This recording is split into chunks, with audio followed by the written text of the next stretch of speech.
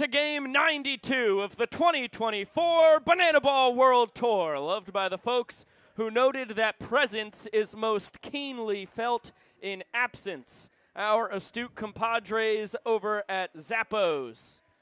So happy to have you with us here on this beautiful Sunday afternoon. It's about 84 and sunny here in Savannah as we bring you our last game from the 9-1-2 this year and our second to last game of the season. The Bananas lineup about to be announced, and we'll have first pitch for you in about 10 minutes. Let's toss it down to Zach Frangelo. Bananas. Leading off in center field, DR the Doc Meadows. DHing tonight, number 19, Dan Ubers. Behind the dish, the home run king, number 3, Eric Jones. The EH tonight, number 18, Danny Hasley. He's the superhero of Banana Land, the right fielder, number 2, Reese Superman Alexiadis. The second baseman and our greatest showman, number 8, Jackson Olson. We call him Rack. He's playing left field, number 15, Robert Anthony Cruz.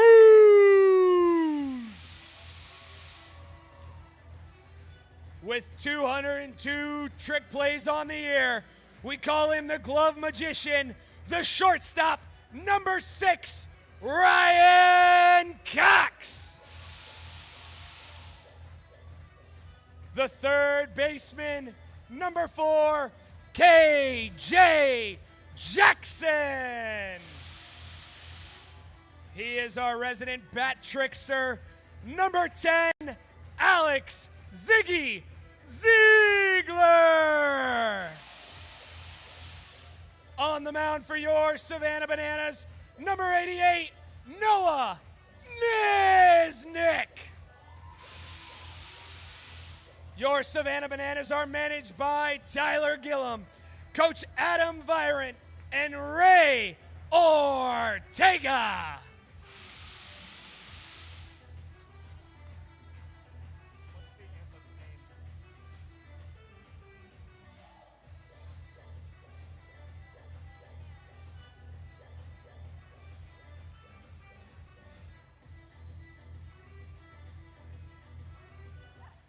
Ladies and gentlemen, please rise if you're able and remove your caps. Here to perform the Star Spangled Banner, please welcome Ashley Sanders. Oh, say, can you see by the dawn's early light what so proudly we hailed at the twilight's last gleaming, whose broad stripes and bright stars through the perilous fight o'er the ramparts we watched were so gallantly streaming, and the rocket's red glare, the bombs bursting in air, gave proof through the night that our flag was still there. Oh, say does that star-spangled banner yet wave o'er the land of the free and the home of the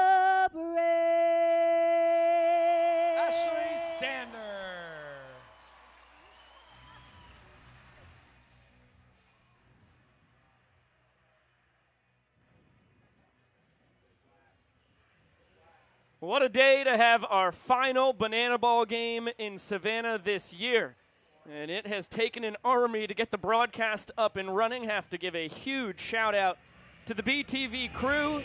No power to the control room today, so we have 8 extra friends with us up here in the booth as they have jerry-rigged this thing. And as you can see, images from historic Grayson Stadium coming to you at home or wherever you are in the world.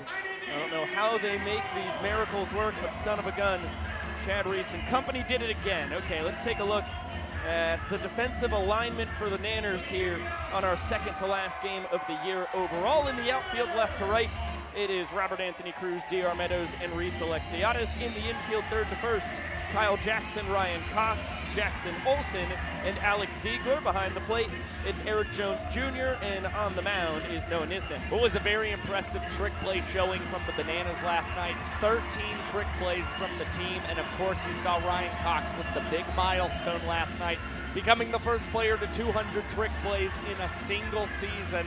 He's going to try and get a couple more in today's ball game. And now the eyes are on D.R. Meadows in center field, who's going to need a pair of 3 trick play games if he can get to 100 before season's end and become the first outfielder to 100, no less. And I see folks in the YouTube chat wondering why Bill Leroy is not behind the plate. It's a day game after a night game, so pretty often the Nanners will go to someone else behind the dish, and that's always EJ here in 2024. Now let's zoom in on Noah Nisnik on the mound. His 7 trick plays in as many tries, second most on the tour for pitchers, as he is trying to end strongly here on what is one of the best starting pitching seasons we've seen in our young sports history. Well, this is start number 28 for Noah Nisnik, and regardless of where that earned run average finishes for him, he is going to be an above-average tour pitcher this year. It's been really impressive, especially considering his workload, and he's just an inning and 2/3 away from becoming the first Banana to 100 innings pitched this season, only the second all-time in one season, following what we saw from Cowboy Kyle Lewis a year ago. So great season for Noah Nisnik, of course, leading all pitchers with his 10 wins and hoping to get win number 11 here and get the Bananas their 51st of 2024. Let's take a look at the Party Animals lineup that opposes Ms. Nasty. Reese Hampton leading it off as per usual. Behind him, the usual suspects as well. Chase Acuff, Jake Skoll, and Dalton Cornett. And then Jason Swan, Bronson Ballhome, and Tanner Thomas in the middle, with the bottom 3 being Taj Porter, Jordan Hussein, and Dustin Baber. And you've got to look out for Jake Skoll in this Party Animals lineup tonight. The last 2 starts we've seen from Noah Nisnik here in Grayson Stadium, Jake Skoll has happened to take him deep. Just a couple moments away from first pitch of game 93 of this tour. Let's get it down to the young professor. We're about to start the clock. All right, Savannah, Georgia, this is our last home game of the 2024 season. If you want to get it started, then when I count to 3, I need you to yell at the top of your lungs, start the clock. Here we go. 1, 2, 3. Showtime! Time to rumble. Hampton 1 for 4 last night, was joking with me after the game that he's just a jugs machine. Keeps sending the ball straight up in the air. Still having a terrific tour. 9 homers, 3rd most overall, 23 doubles, 2nd most. But to his standards, after he was clearly the best hitter in Banana Ball last year, he's not been content with what he's done offensively here in his 3rd World Tour. Well, you know, it's just encouraging to hear that even though Reese Hampton's having yet another stellar season, he holds himself to such a high standard each and every night and day at the park as he fouls off Noah Nisnik's 1-2 delivery. Nisnik primarily a 3-pitch guy, 4-seam fastball, high 80s, low 90s. Sickle change and a curveball. You saw the changeup right there. Ryan Cox between the legs, kiss of the ball. Ziggy tries to grab it behind the back, though, comes up empty. And Hampton's going to reach on the trick play missed from the Nanners' first baseman. Well, Ryan Cox was about to make that one look nice and easy, but no problems whatsoever with the Bananas getting aggressive early on in this ball game, trying to pull off the double trick play, especially with the very first batter of the ball game. saw 4 trick plays pulled off by the Manners in the top of the first yesterday. Part of a 22 trick play game between the two teams. He surpassed the 1,300 trick play mark on the tour. Coxey got his 200th overall. He sits at 201 here today. A lot of milestones being checked off ahead of the 2025 Banana Ball World Tour draft this Thursday night, as Ziggy can't grab that pickoff from Noah Niznik. No replay machine for us today, as the whole operation's being run out of the booth. Replay machine cannot leave the control room. Guess I'd rule that probably an E1 I for would now. lean E1. Means it's on Niznik. As this one's rolled over to Kyle Jackson. Forward roll over to first in time. What a trick play by KJ. And you have Karzin Sasu over at first base, who also ripped a flip on the out call after that tremendous trick play from KJ Jackson. Unreal. Slap a star next to that one in your scorebook at home for Jackson at third and Sasu the first base umpire. Always fun when the boys in blue bring a little extra spice to a banana ball game. Big swing to miss as Skoll got the fastball center cut, came up empty. His partner in crime in scoring position. Niznik calm, cool, collected as per usual, just out there singing along on the mound. Is Kelly Clarkson? Carrie Underwood. There it is. KJ, seeing if he's got room, he runs out, and the fans can't pick him up. So another life for Skoll. We'll get a 2-2. It's going to feel very imperative here on this 2-2 pitch. Noah Niznik try and find the zone, even if Jake Skoll is to spoil it. Niznik does not even want to find himself in a full count against one of the tour's most dangerous batters. And unfortunately has missed low, so Niznik about to deliver the payoff. Ball 4 scores a run. His fastball right around the outside corner. Skoll spoils it.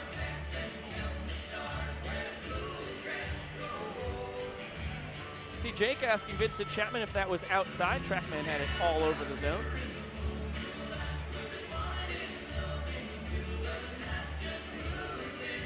Vincent Chapman saying it's 2-2, but it's 3-2. Does he agree? I hope he's come to the light. No! Vincent, that was ball 4. That's just not what you want to see. So Skoll should have had a sprint. He gets to the pitch later. No harm, no foul. Hampton's going to score easily, and Jake's content with one base. All 7 bananas behind Niz and EJ get the ball around in short order. It's a costly early ball 4 sprint from Noah Niznik, who has not done a tremendous job of getting ahead of the first 3 batters in this ball game. And Niznik also having to make just a little bit of an adjustment today, rarely working with his new battery mate, Eric Jones Jr. Oftentimes see Niznik paired with Bill Leroy behind the dish. Skoll takes advantage, patient plate appearance. It's his tour leading 66th RBI. As Hampton scores his 61st run, second most on this Party Animal squad. Skoll swipes second easily. He's up to 17 steals in 20 tries. That paces the Party Animals. This little dance on second base. So Cornett now. Once again, a Party Animal ahead in the count as Niz tries to drop the big bender in, just barely misses.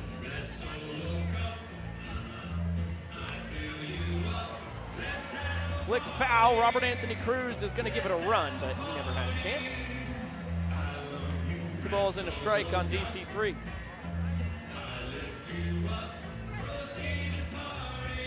See Skoll now up to 42 sprints on the tour. He's one behind Hampton in that regard.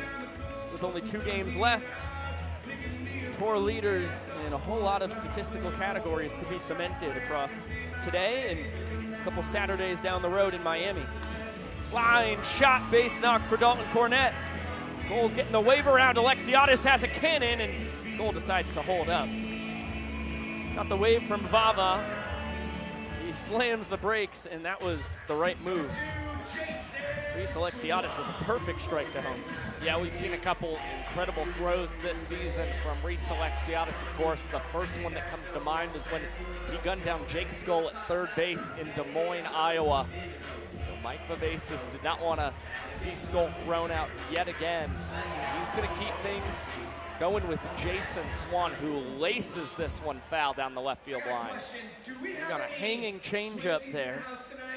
98 miles an hour off the bat, according to TrackMan. Swanee just a bit early. He had a banana ball first last night.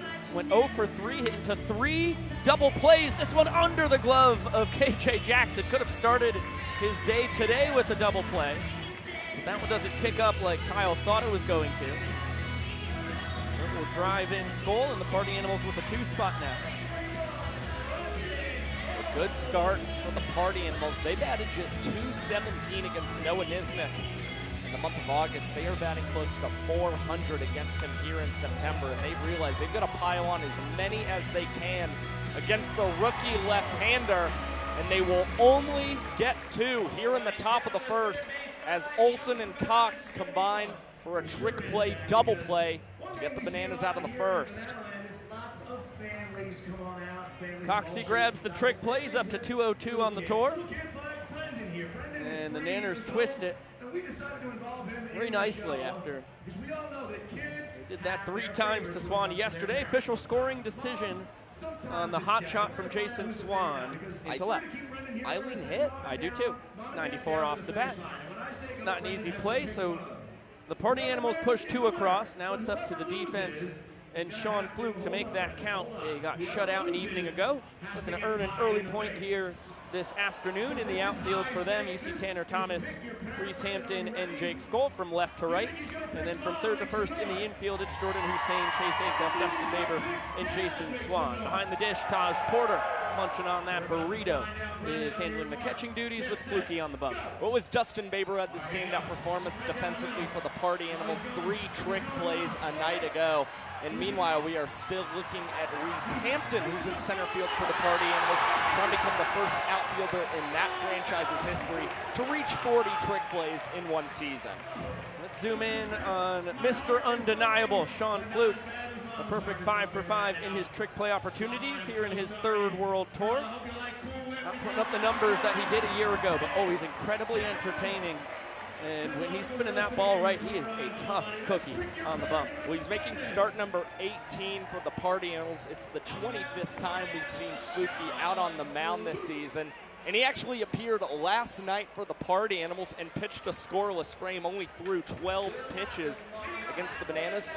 Recorded 3 outs in just 2 minutes and 57 seconds on the mound.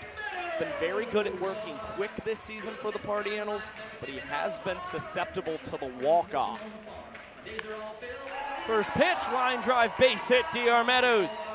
And he's the first member of the 90-90 club in banana ball history. 90 hits now on the tour to go with his 94 trick plays. Impressive stuff for DR Meadows, who, believe it or not, sent me a text this morning and said, I'm trying to get to 90-90 today. He's happy he got it out of the way here in the first inning, I'll tell you what, and he might be very active on the bases to start this bottom of the first for the Bananas. Well, it looked like a good pitch to Dan Oberst. Does not get the call around the outside corner. Dan off the end of the bat.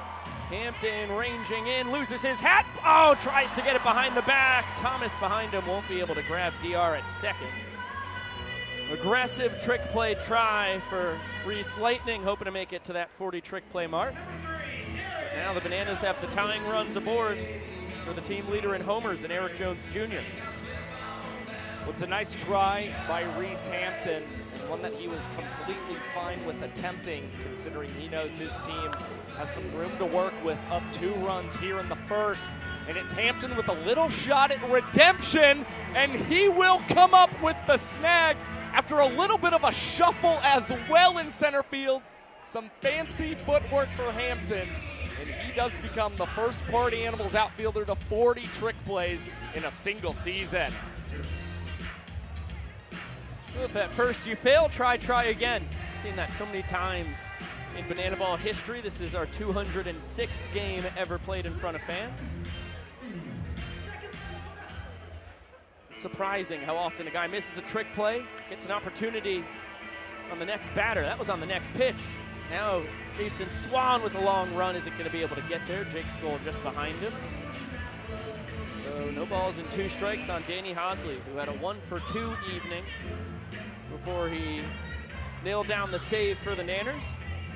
Batting average up to 298, reaching base at a 387 clip. He's putting together another insane 2-way year. And doing it with the limited plate appearances, usually a guy who's only getting about 2 per game, because oftentimes you see him leaving the ball game to take over those closer duties. Hosley is consistent as ever and getting elevated into the cleanup spot, especially because he's batting .300 with runners in scoring position this season. But watch as this one clip the bottom of the zone, and Sean Fluke will collect his first strikeout of the day looking. We caught Hosley guessing, and he's barking at the Bananas dugout as Danny Do-It-All heads back to find some pine. Trackman had the heater dialed up to 81. But after a steady diet of breaking balls in the 70s and 60s, that 81 feels a lot hotter. Maurice Alexiadis looks silly on an 81-mile-an-hour heater. Well, he was not expecting the heater from Sean Fluke, and even though it's coming in at just 81 miles an hour, when you're expecting something in the 60s more so, can be quite the jarring transition for you at the plate. Generous strike 2 call. Alexiadis has struggled against Fluke this year. Honestly been flummoxed by him, which is one of the funnier subplots of the tour. Reese coming off MVP honors in the Pioneer League. Sean Fluke with the least overpowering stuff, especially when it comes to velocity in Banana Land, but can be very effective when he's got his control. Yeah, it's Reese just 4 for 18 against Sean Fluke this season. Fortunately, he has been able to reach a handful of times thanks to the ball force sprints, which is what he will draw right here. Oberst was off to the races. We'll see if he gets the wave around from Tyler Gillum, and he will. And it's Oberst coming around to score the 2nd run of the inning for the Savannah Bananas as they're able to respond. Well, that's just gut-wrenching for the party animals. You can see it on Fluke's face. He told his outfielders back up before that 3-2 pitch. He was certain he was going to put something in the zone for Alexiadis to drive. He misses. Now Reese is at second base. The inning's tied. And Jackson Olsen could win it for the Nanners.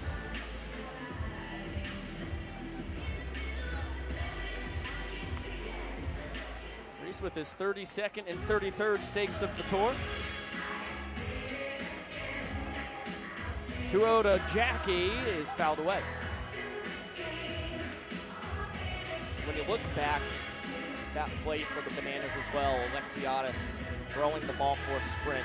You credit so much to Dan Oberst and his base running abilities. The Bananas very well could have used Malachi Mitchell as the designated runner, but they trust in Dan Oberst's speed and intelligence, and it pays off. Jackson Olsen flies out to center field, the inning and knotted at 2. But nonetheless, a big answer from the Bananas to keep the game scoreless through 1. Both teams capitalize on a trick play missed from their opponents. And they trade 2s. Still goose eggs in the all-important points department. Dalton Malden and company looking for some fans to give away yellow roses to. As we head to our 2nd inning.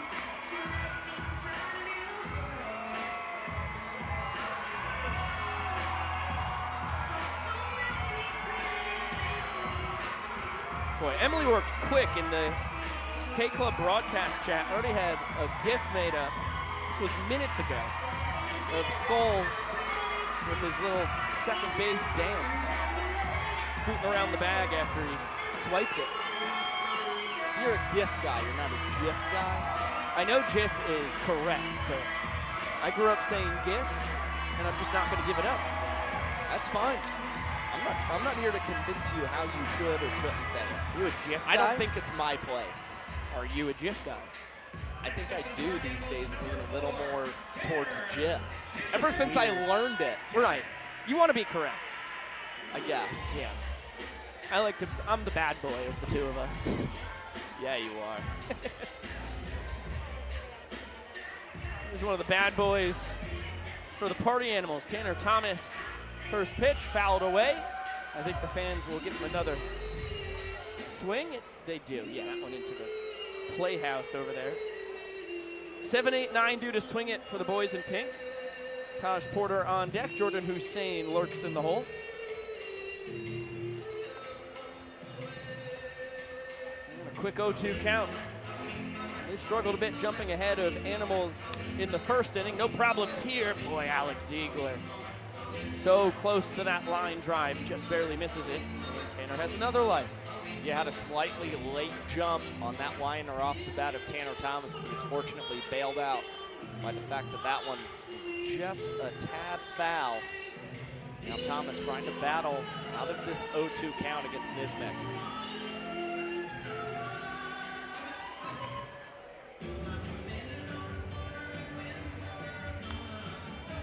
High fly ball. Robert Anthony Cruz moseying towards the line, eyeing it up. Has it for out number one. Well, for a second, the way Robert Anthony Cruz was eyeing that ball up, would have loved to try and figure out how he could find some sort of way to pull off a trick play for the Bananas, but it just continued to carry him closer and closer to that left field line to where Rack just wanted to make sure he could record the first out there for the lefty on the mound. Always good antics between Nisnik and Porter. Today, sticking their tongue out at each other as they prepare to face off. Friendship goes all the way back to the tryout they shared in Dallas last year.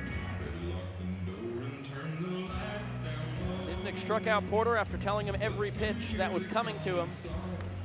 Felt like it was one of the highlights of his tryout. Got to chat with the coaches afterwards. Felt really good about his future. Thanks to his good buddy Taj. Now they live together here in Savannah.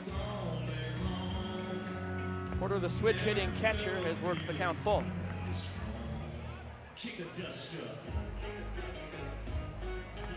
Foul tipped into the mitt. EJ squeezes it, and Niz has his first K of the day. Nisnik recording strikeout number 58 on this season, and able to do it without telling Taj any of the pitches that he was going to throw him. The strikeout has been the one bugaboo for Taj this season. It's his strikeout rate, 28%, highest among all Party Animals. And I do apologize. Taj Porter rolled over to third base at the tryout. I knew I was misremembering that. Facts matter, folks. But Niz was telling him what pitches were coming. Just did not earn a K. Jordan Hussein was at that tryout as well. He's also living with Niz and Taj, and he pops out into a popped-up trick play for Brian Cox. His second of the afternoon. A nice bounce-back 1-2-3 inning from Niz Nasty here. 12 pitches for Noah Nisnik, and that inning completed in less than 3 minutes. So Nisnik has a 2-minute 58-second in its sprinting mark. And then the music's gonna stop, but you have to finish the lyrics. But let's turn it into a competition. Jake Lealios, who do you got over there? Oh boy, I'm so We've got a sing-off here going on in Savannah, and it's a perfect time to remind you all that this Thursday night at 7 p.m. Eastern, right here on the Bananas YouTube channel, we will unveil the entire 2025 Banana Ball World Tour schedule. At the 2025 Banana Ball World Tour City Draft. It was an epic event last year. Over 4,000 fans in the building. We're looking at that again here this coming Thursday night. And there will be many, and I mean many, a surprise to be unveiled to the world in just 4 nights' time. Well, we saw so many surprises last season, including the announcement of the firefighters and a new rule in Banana Ball that we've seen in the Golden Battle Rule. So this season going to be interesting to see what returning cities the Bananas and Party Animals could be going back to. What are the new places in store for Banana Ball? And even what's next when it comes to the Party Animals and maybe even the firefighters having some headlining games. And there are still a couple tickets floating around if you do want to come and hang out with us in person. It's going to be an insane scene here, but if you can't make it to Savannah, hang out with us on the broadcast. It's going to be a blast. I'm sure Sean Fluke will have a leading role in one of the city announcements come Thursday night. He gave up 2 unearned runs in the first, was not able to earn the point that was available for his party animals. This one off the glove of Swan, flips it to Fluke in time. We have no challenges today because we do not have a replay machine, but live, I thought Rack beat the Rack. Yeah, and you saw Robert Anthony Cruz instantly turn around, tilt his head, and all he could offer was a big smile at Carson Sazu, kind of surprised by that out call. And you can see from the reactions of Fluke and Swanee, they think they might have stolen that one as well. That's because they 100% stole it. I mean, it was a close play, but I think it was a pretty clear Rack steps on the bag, then Fluke does. You know, usually they say put it in play and good things happen. Right. Not the case for Rack. No. Well, that saves what would have been an error on Swan. He's a big fan of the call from Carson Sasu.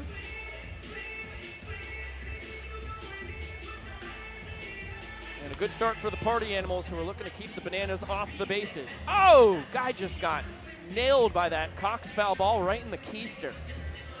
Walking the wrong direction, didn't have eyes on the field, nailed in the derriere. That's what you got to keep your rump on a swivel, huh? Gotta keep your hiney facing away from the field, or else that thing banana ball's like homing missiles towards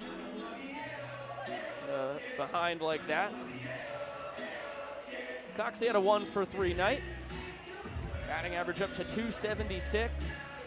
Such a valuable guy to have towards the bottom of this Bananas lineup as he's worked this count even.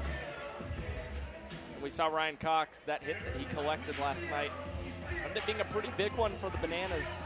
The leadoff man to reach in the 8th inning and came around to score on a walk-off double from Dan Oberst. Foul, just barely.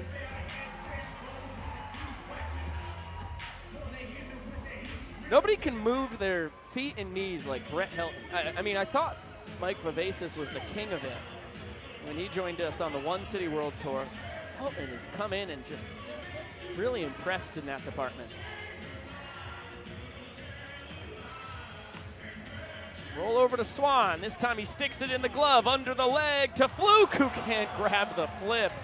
He had gotten rid of his glove, was trying to barehand it with his left hand, hoping for a double trick play. Instead, Cox aboard with one down. Well, you respect the showman efforts from Sean Fluke, who still offers up a little bit of a chuckle as he's walking back to the pitcher's mound. The fact that Cox is able to reach means the Bananas can utilize Malachi Mitchell, who we did not see run in the first inning. But splashed the kid in for the first time as the designated runner for the Bananas. Kyle Jackson steps in. What a start to his banana ball career he's currently having. Take a look at the numbers for Flash there. Tied with Skoll for the tour lead with those 77 runs scored. Nobody is in his stratosphere when it comes to his 44 steals.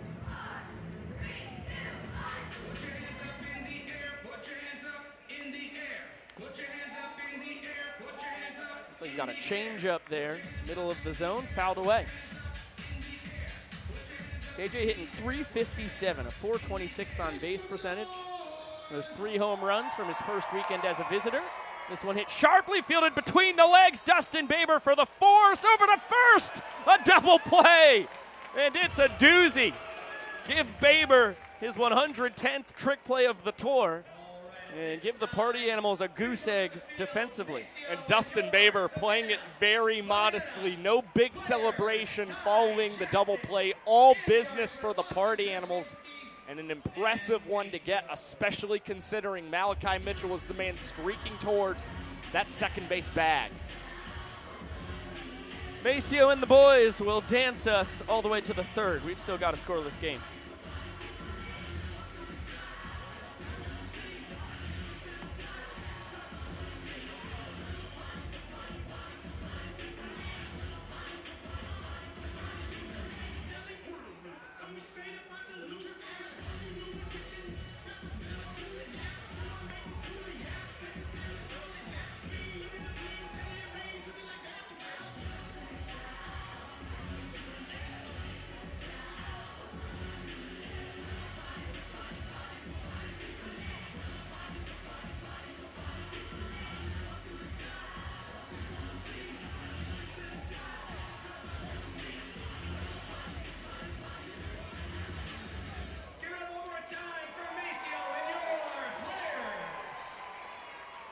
What a job by Mace with Krasminski, Mitchell, Archer, and Ty Jackson, his supporting cast. I was talking to Maceo in the locker room earlier today. He said day game after a night game. You know, we talk about Bill Leroy getting the day off, EJ behind the dish, or at least a half day off. We'll see if Bill comes into the game later. I digress. Tough for the dance coach as well, because he said there's not enough time to teach these guys a brand new dance. We kind of got to freestyle it a little bit, maybe throw in some moves they're familiar with. Got to adjust. Well, that's why you put in some of the pros like Ty Jackson into a day game player dance. Yeah, guy's been doing that for 3 summers now. That's just making good adjustments. Number 10 in the order, Dustin Baber to swing it. Reese Hampton and Chase Acuff at the top, waiting on deck and in the hole. Both teams scored 2 runs in the first. Neither scored in the second. Both squads still looking for their first point. That's a flail and a miss. Nice executed, elevated fastball there from Niz for his second strikeout. Yeah, it's Nisnik going to the high cheddar. Giving a couple moves to the fans after collecting that quick punch out. And Dustin Baber just a tick late on the gas from Niz. Usually see the stanky leg for his first K. Broke out the Dougie here for strikeout number 2. I was a big Dougie guy back in 8th grade. I was Dougieing all over the place. I was gonna ask if that had hit you when you were still in your middle school days. I don't think I was doing it right. It's another one where when I heard it for the first time, it's the best song I've ever heard in my life. I love that for you. That just makes me happy. Little Travis Scott here for Niz and the fellas. What do you think Travis is saying there? Do you know, Josh? Oh, hold that thought. Base knock for Reese Hampton. 100 miles an hour off the bat, according to TrackMan. And it's back-to-back nights where the Party Animals have gotten a hit off of the 3-2-2 pitch as well, something you rarely see in Banana Ball.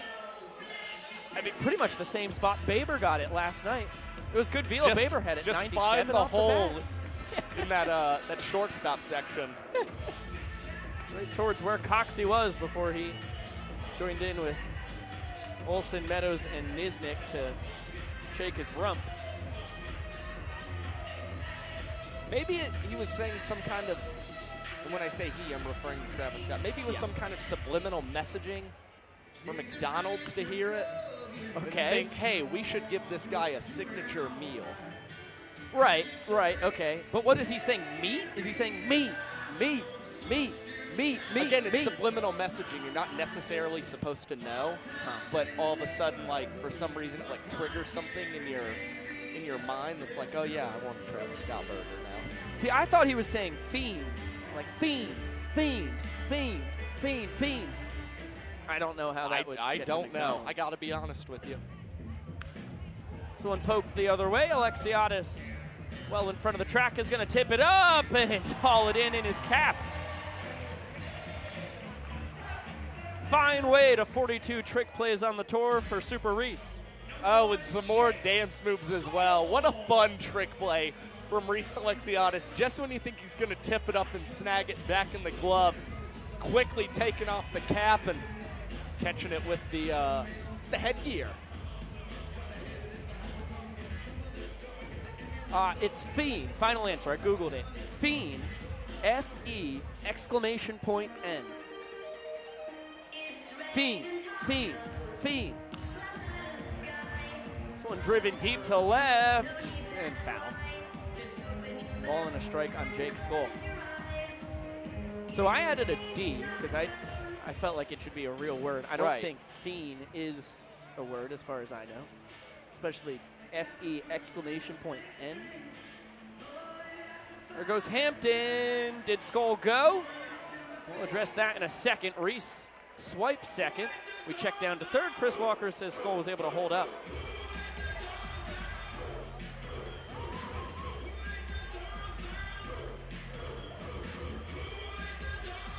Good to see Hampton on the run. Nisnik's one of the tougher guys to swipe a bag against. Excellent job keeping guys close. Once again, confusion about the count. This has happened both times Jake Skoll has been up.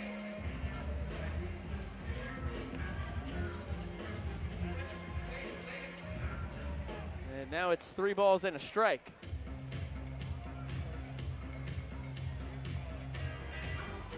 Hampton took off for third. He thought it was a full count because that's what was on the board. They just changed the count on the board, so Hampton's a dead duck. And that's a tough scene. Yeah, an unfortunate outcome there for the Party Animals, trying to be aggressive here in this ball game, and unfortunately just a little mix-up and confusion gets Noah Nisnik out of the inning in 4 minutes and 24 seconds. Well, that's how I feel too after watching that happen. Split. Let's get it down to the young professor to find the world's strongest mom. Nope, that was last night. Let's get it down to the young professor for some trick or treat trot. Trick or treat trot. All right, kids, are we ready? On your mark, get set, go. Here they come. And off to the races. We've got kids dressed as baseball players. We got one dressed as Kyle Lewis. He didn't even get the candy. We got a couple of witches, and it is chaos. It is a lot like walking my kids around neighborhoods for the last 10, 12 years. Here we go. They're getting candy. They're dropping candy. They're picking it up. He's got his shirt off, too. He looks a lot like Kyle Lewis, I'm not going to lie. We've got a chicken out there. That's a great costume, if I would say so myself. Who else do we got? They're coming over. Jason Swan, what's he got? This is about what trick-or-treating looks like in my house. It takes a really, really long time, and parents are just gassed. This is not where they're supposed to go. It's like herding cats out here, but who's going to make it home first? There it goes. It's going to be the chicken. It's going to be the Kyle Lewis. Oh, we have a winner. It's Hucks, and that is the trick or treat trot. Happy Halloween, everybody. Well, you get the trick or treat trot means it's officially spooky season. Good news for Dalton Ponce, who has been tremendous across the summer, and I think the calendar switching to fall has not slowed him at all. He's been tough for the Bananas to get hits against. They batted .214 against him in the month of August. They're batting close to .300 against him here in the month of September, and it's Alex Ziegler with a good poke out to right field to start the bottom of the third, but it's Jake Skoll coming away with the trick play catch, trapping that one outside the glove. 26 trick plays on the tour. Scully pointing up to the booth, make sure we got that one. DR Meadows, after a line drive single on the first pitch he saw today from Sean Fluke, sees one from Dalton Ponce. And watches a fastball scoot right through the zone as well, behind 0-2. DR leading the tour with his .365 batting average. He's 3 for his last 4, making 4 for his last 5. Beautiful adjustment there as he's 2 for 2 on the day. Well, we saw Reese Hampton last season lead all batters with a .370 batting average. That was across 69 games for Hampton. And DR Meadows trying and get in that realm, if not one up Reese Hampton, considering DR already with 80 games played on this tour, as Dan Oberst hits this one sharply through the 6-hole. Back-to-back singles for the Bananas in the bottom of the third. Josh, if you had to guess, putting you on the spot, how hard do you think it was hit? 104 off the bat? Great guess, 109 miles an hour off the bat, according to TrackMan. Your IDAR is on point. A little recalibration, and you'll be seeing velos. Nice fastball right on the outside corner to jump ahead of Eric Jones Jr. That's 109 off the bat for Dan after he hit 2 balls 106 yesterday for a homer and double in that order. Had both the Bananas walk-offs in a 2-0 win. And that's beautiful sequencing from Ponce as he follows up the heater with a nice curve. Those exit velos are encouraging to see for Dan Oberst, who admitted to us that feels like his approach at the plate has been hampered a little bit by an injury to his wrist that's kind of been lingering since July. Now starting to look like Oberst feeling a lot more healed up and comfortable at the dish, and he's been an outstanding performer here in Grayson Stadium as well all tour long. Great speed on both bases, as that is 3 straight singles. DR is going to get a stop sign from Ray Ortega, coaching third. And 1 through 3 in the order with 3 straight base knocks. Now the base is juice for Danny Hosley.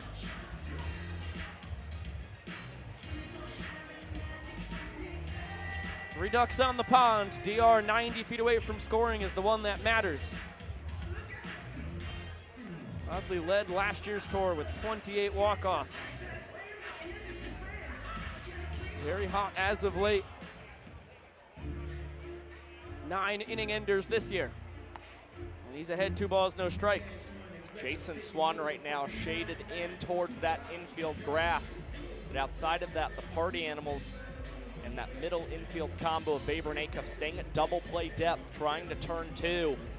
Get Dalton Ponce out of the inning as this one is hit to Acuff, has trouble fielding it, and it's Danny Hosley who is going to beat it out at first base, and the Bananas grab the walk-off and the first point of the ball game for a second straight night. Danny Hosley comes through.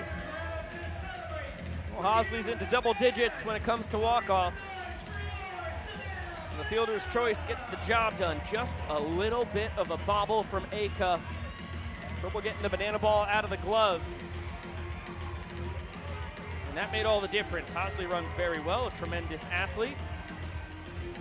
Uses his wheels to get the stake and the inning winner. We'll get it down to the young professor. What in the world do you have going on down there? Well, as much as we love when the Bananas win an inning, we also love around here in Banana Land. And they say that love fades as time goes on, especially for couples, and we don't believe that, and we are going to put it on display here because I've got 2 couples here who are going to compete in a little game. I've got Lori and Scott that have been married for 41 years, and I've got Karen and Jerry that are married for 54 years.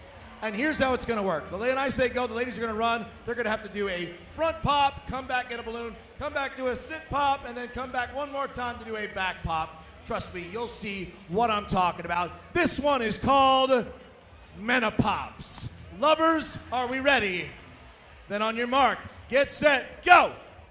Here they go, off to the races here. Husbands are waiting with their hands down. She already popped it. I'm gonna say it's good, go. Take your advantage where you can get it, girl, all right. Karen's got it, go, Karen, go, don't wait. All right, the husbands are ready. Easy there, fellas. Wow, in the front, I've never seen that before. That's what 51 years is going to do, 54 years is going to do. All right, last one. Assume the position, fellas. Oh, no, here they come. Oh! After 54 years, they have still got it. Give it up for Karen and Jerry, the winners of Menopops. Impressive performances from all of our contestants with big smiles as they exit the field. And Cowboy Kyle takes over on the mound for the Nanners. 31st time that Cowboy Kyle's climbed the hill for the Bananas. He's done pretty well when he's followed Noah Nisnik this season, and the last time we saw him pitch here in Grayson Stadium was Kyle tossing 2 scoreless and hitless frames for the Bananas. The Richmond Hill Kid in for Murderer's Row. 3, 4, and 5, heart of this Party Animals lineup. Fastball just misses. Pinch high to Jake Skoll. It's a Chapman's gonna call time, dust off home plate. Looks spick and spam down there.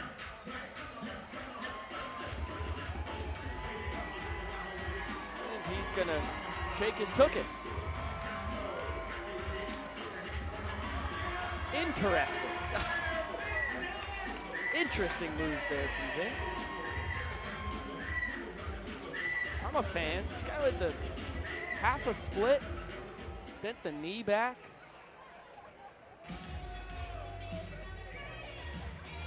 Would seem to do something for Eric Jones Jr. He gave Vince a hug afterwards. Skoll with a big smile on his face. It was a hit for the guys down on the field. Wow. Fastball just a pinch outside. Hitters count. Skoll gets his heater and fouls it away. Kyle's primarily a fastball slider guy. He'll work in a changeup and a curveball as well. But the fastball in the low 90s, when he's got location with that, the slider is very deceptive. He can really live off the 2 pitches. Dots the outside corner, count runs full. Skull's been finding a lot of tough at-bats early on in this ball game. We saw him take Noah Nisnik 8 pitches, now takes Kyle Lewis 6 pitches, and it was Ty Jackson moving in trying to field this one and misplaying it as it hits over his glove, and it winds up a triple for Jake Skull to start the top of the 4th. Talked about it just last night. Toughest play for an outfielder is the line drive right at you. Ty's first step was in. It should have been back. So what could have been a line out to left is a triple. Skull with his tour leading 7th. Same goes for his 43rd extra base hit. And the Bananas bring the infield at half depth on the left side. Same for Ziggy on the right side, but Dalton Malden on the outfield grass at second, as you see right there. This one left side, Ty coming in, making the call, diving catch. Skull was halfway to home, so he can't tag. And Ty fired up. The play by the 3rd-year Nanner. Well, that'll make up for the misplay to start the inning. Ty Jackson getting the high five from Ryan Cox as well. Really accentuate that incredible play, and it was Jake Skull who was almost not anticipating, or wasn't, I should say, anticipating Jackson making that catch. He was halfway off that 3rd base bag, and the fact that he didn't stay in tag could possibly cost the Party Animals a run here in the 4th. Yeah, still would have been a tough one to tag on, even with Ty laying out. It was very shallow, and you got a guy in Jason Swan you really count on bringing you in coming up, still with less than 2 outs. So I understand the decision. Swan had an RBI single his first time. Had 2 balls and a strike as the heater at 91 misses. And where things get really tricky right now for Cowboy Kyle is he's obviously looking to try and get a punch out here of Jason Swan. Swanee, one of the hardest Party Animals to strike out. Just a 6.2% K rate this year. Sends this one deep out to right center. Brandon Crosby will bat it up, track it down in his hat, gets the trick play, was never going to have a chance to gun down Skull, who tags and scores from 3rd. And the Party Animals now have a chance to earn their first point in the 4th. Here comes Farty. Looks like there's a small city set up at home plate. Farty doing his best King Kong impersonation. Taking the little split plushie, crushing the buildings, swatting away the planes.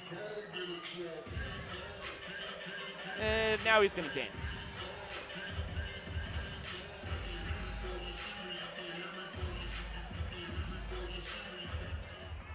Never seen King Kong dance. I didn't think those would be the kind of moves he broke out. You never know.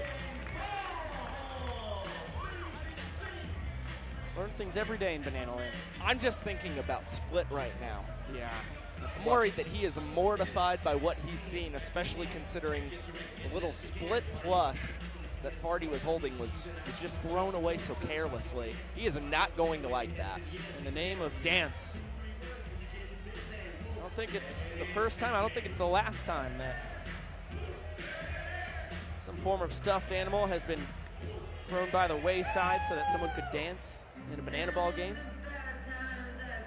Kind of nature of the beast around here.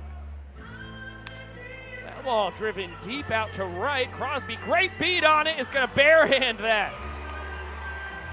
A pair of trick plays for Showtime in right in his first inning defensively, but the Party Animals do push a run across. Overall, a really impressive defensive inning from Brandon Crosby, and then you saw that diving play from Ty Jackson, but it's the misplay that started the inning that leads to the Animals getting a run across in the top of the fourth. They'll try and get that one to stand up and even this game against the Bananas. Crosby's going to be due to lead off in the bottom of the fourth with Jackson Olsen and Robert Anthony Cruz due to swing it after him. So often in baseball and banana ball, you see a guy make a sparkling defensive play and then come up clutch offensively in his next trip to the dish. See if Crosby can come through. Bananas chasing a run in the fourth. For now, we hey baby here in historic Grayson Stadium. This is a makeup game. It's supposed to be played Thursday night. Of course, Hurricane Helene ruined those plans. And boy, does it warm the heart to see another full capacity crowd on hand, even though everyone had their travel plans for Thursday at 7 p.m. Able to move things around and still join us here on Sunday for our 2 p.m. start.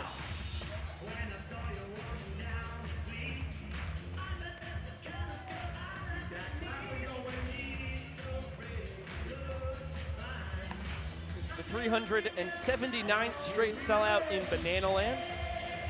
240th in a row here in historic Grayson Stadium. Beautiful afternoon to be hanging out in Chatham County. 85 degrees and sunny.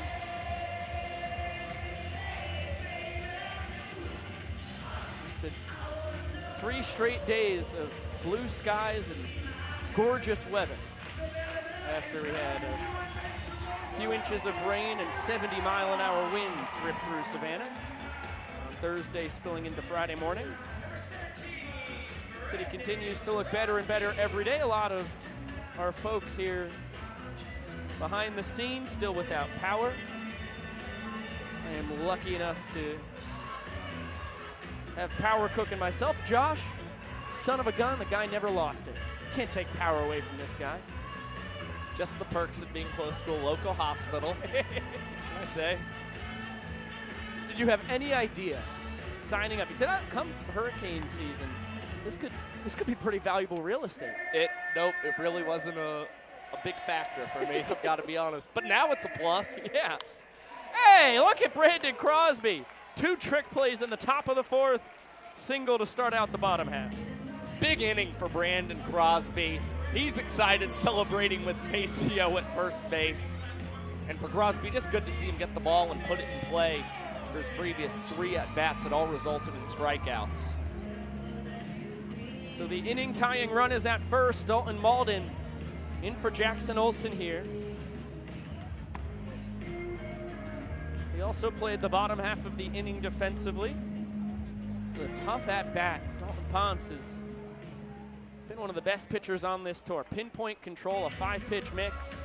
Funky delivery, this one on a couple hops. It eats up Dustin Baber. Boy, that was a tailor-made double play. Instead, an E4, and the inning-winning runs aboard while the inning-tying run moves into scoring position. This is how we saw the Bananas tie up the first inning against the Party Animals. It started with a leadoff knock, and then a trick play missed from the Animals.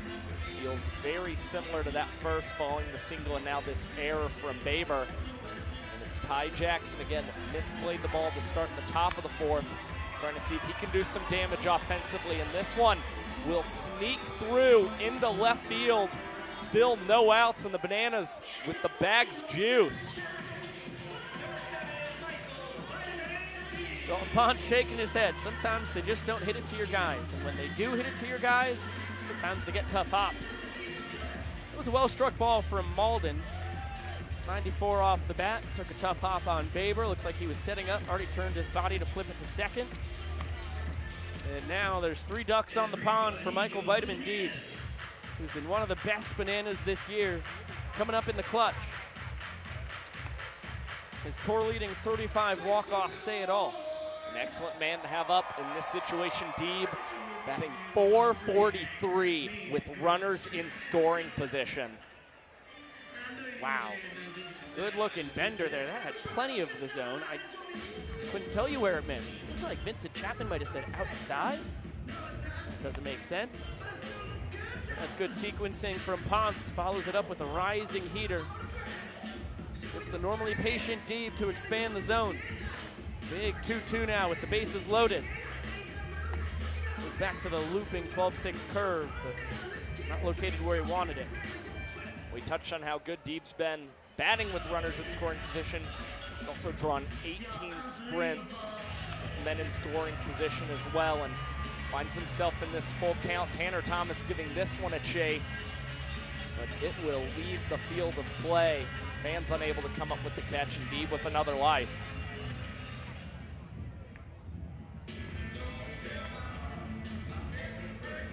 We're going to get a 7th pitch of this battle.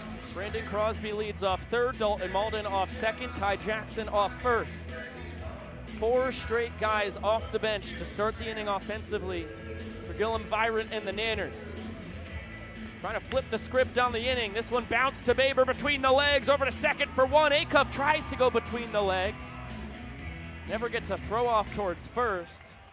So credit Baber with his second trick play of the day. 111 now on the tour. And what a spot for Malachi Mitchell. Flash coming up to the dish. Getting his first plate appearance of the year here in our second to last game. And the first one since last February of 2023 in Daytona.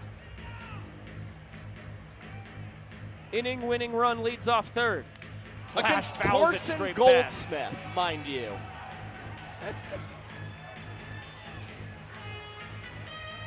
Carson Goldsmith, who only made it to Jacksonville before injuries ended his tour.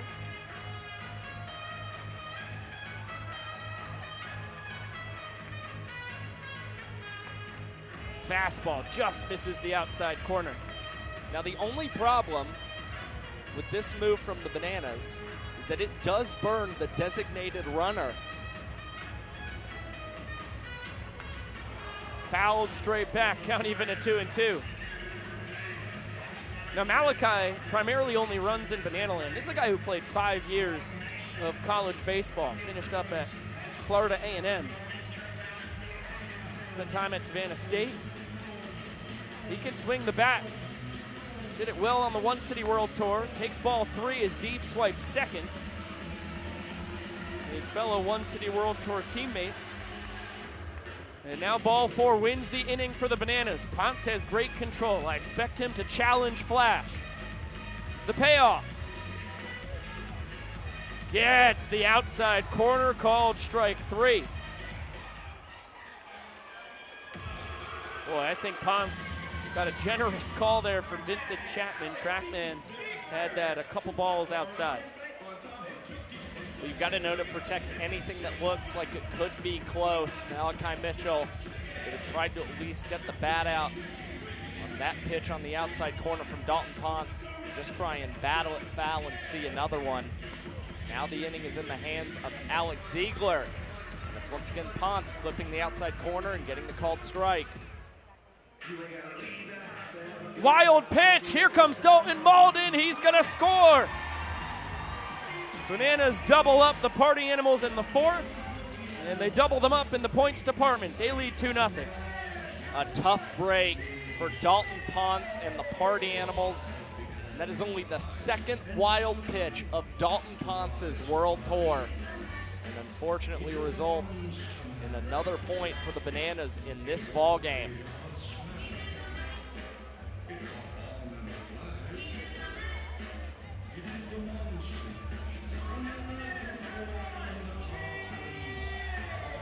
And it's yet another unearned run.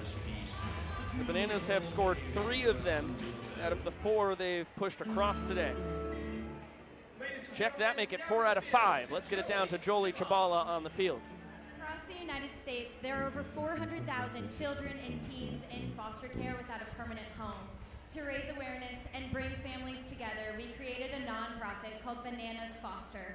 Our organization is dedicated to celebrating the foster care community while educating and inspiring others to get involved. Today we are celebrating the Casey family. They have been licensed for the last 13 years and are a medically fragile foster family, which means that they welcome kiddos who have special medical needs. In total, they have welcomed 53 children and teens into their home. Fans, please help us celebrate the Casey family for making a difference in the foster care community.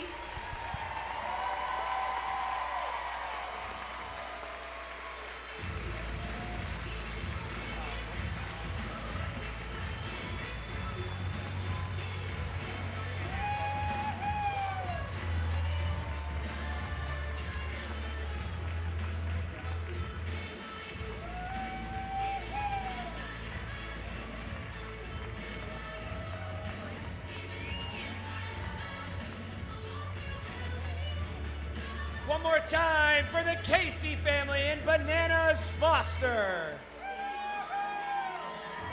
Well, another huge shout out goes to the Casey family. They have done wonderful, wonderful things. Ryan and Crystal, officially superheroes here in the Low Country. Cowboy Kyle Lewigs is going to be out for a second inning of relief. There's been a lot of offense from both sides, a lot of sloppy defense as well. As I mentioned, after that last half inning, the Bananas have scored 5 runs this afternoon. Only 1 of them have been earned.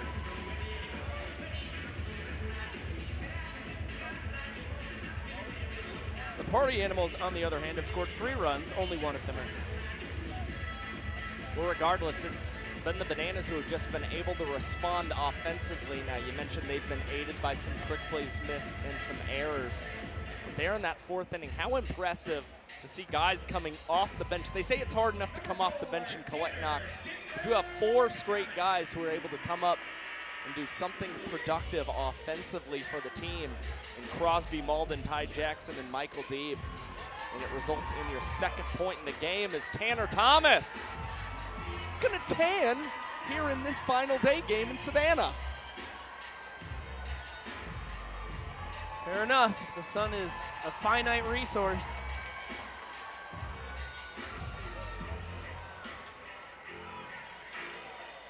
Got to get it while it's out. Hope he put on his sunscreen. I don't think he did. This is a Florida guy. I don't know if he knows what sunscreen is.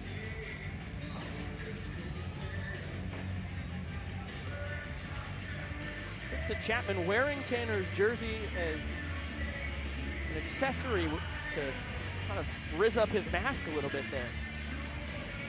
Chat, is that Riz? Or is it W Skibbity Toilet? Brett Helton fired up that Zach Frangelo is playing some Creed today. We send our thoughts out to Shark, a little family emergency today. Hope all is well there as Tanner pops that one through the right side. Leadoff single here in the 5th. So with Shark not able to DJ and handle the PA announcing, Zach Frangelo, our director of entertainment, has taken over as the master of ceremonies. He sounded terrific to me. Tunes have been great. He's doing a superb job. I think he practiced his diction. I think he was doing any of the big brown bears eat big black bugs. Unique New York. The Human Torch was denied a bank loan. I'm sure he ran through the gambit. This one popped behind the dish. It's going to reach the seats. KJ Jackson giving it a good run, though. Good hustle on display. Chats with the Party Animals. Wisely slams it in reverse. Animal swag surfing.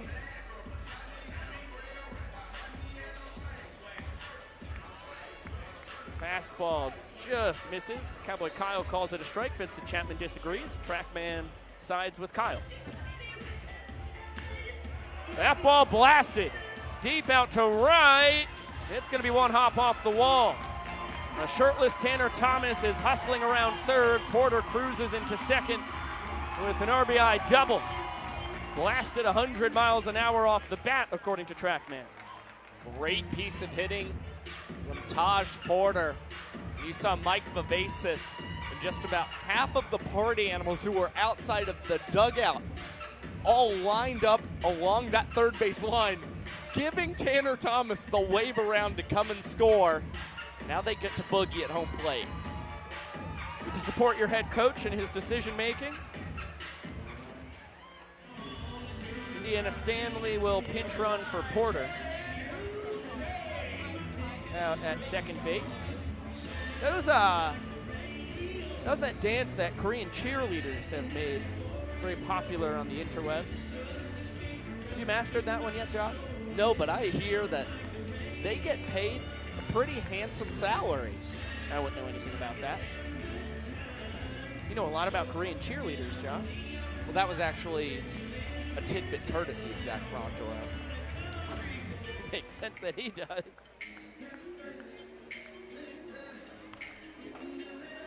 Ball and 2 strikes on Jordan Hussein. Got to do a fielder's choice his last time. Couple guys born in Texas. Dueling it out here in Savannah. Ziggy tries to get it between the legs, comes up empty.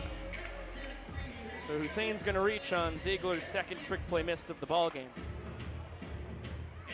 With back-to-back hits to start this frame, not exactly the best time for Alex Ziegler to be trying a trick play. And I don't even think Cowboy Kyle was expecting that to be a ball necessarily fielded by the first baseman, as he wasn't necessarily gunning towards that first base bag to try and cover it. Look on the bright side, the force is set up at third, second, and first. Of course, the force is always in play at first. Nice pickoff from Kyle. Right on the tag. Indiana Stanley just barely back in time.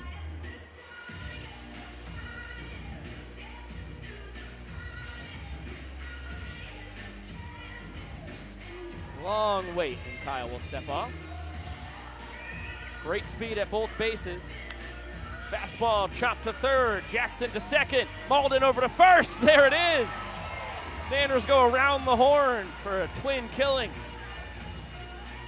Exactly what Cowboy Kyle needed, and a great play by KJ Jackson. Did not concern himself with trying to get a tag on Indiana Stanley. Instead knew that if he could go to second base, there would be plenty of time for the Bananas to grab 2 outs for Cowboy Kyle. Try and get him out of this frame with the Animals only collecting 1 run as this one is skied. Ty Jackson towards that left field line will tip it to KJ Jackson, who tips it to Ryan Cox, and it's a double trick play for the Bananas.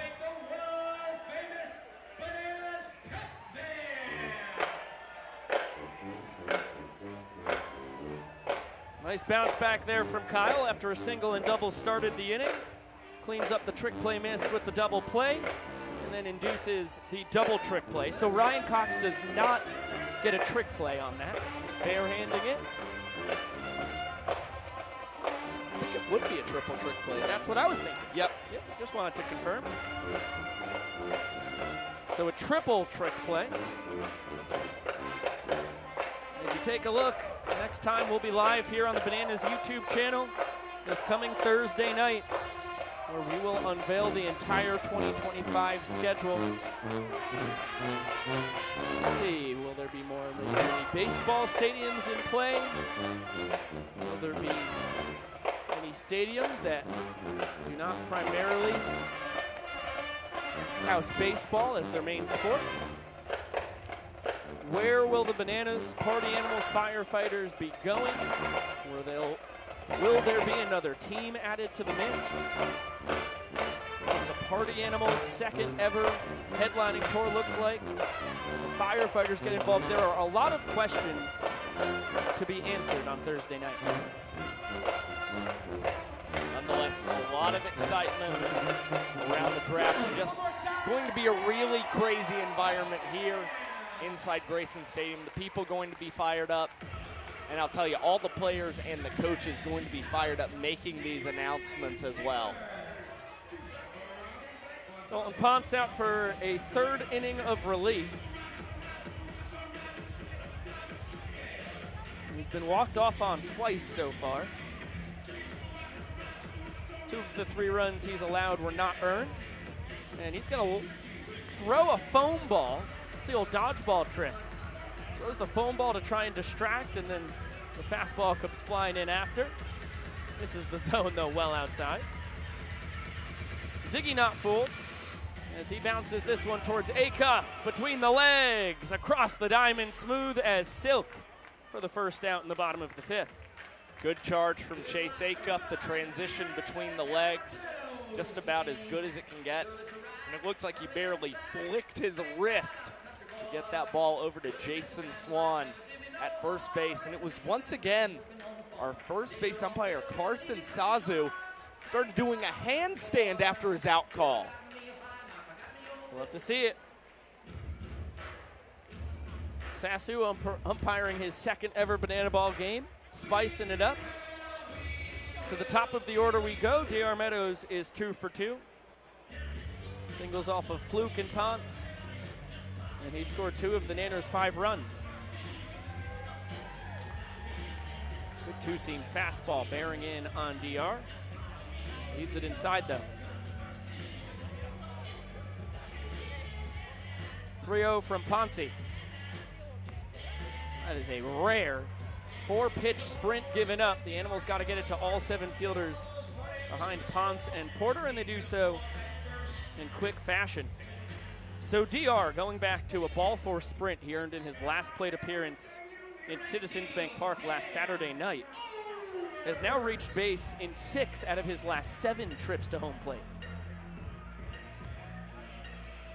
When the doctor turns it on, it is tough to keep him off the bags. And he keeps both a 22-game on-base streak going and a 17-game hit streak for the Bananas at the same time. Always a threat to take off.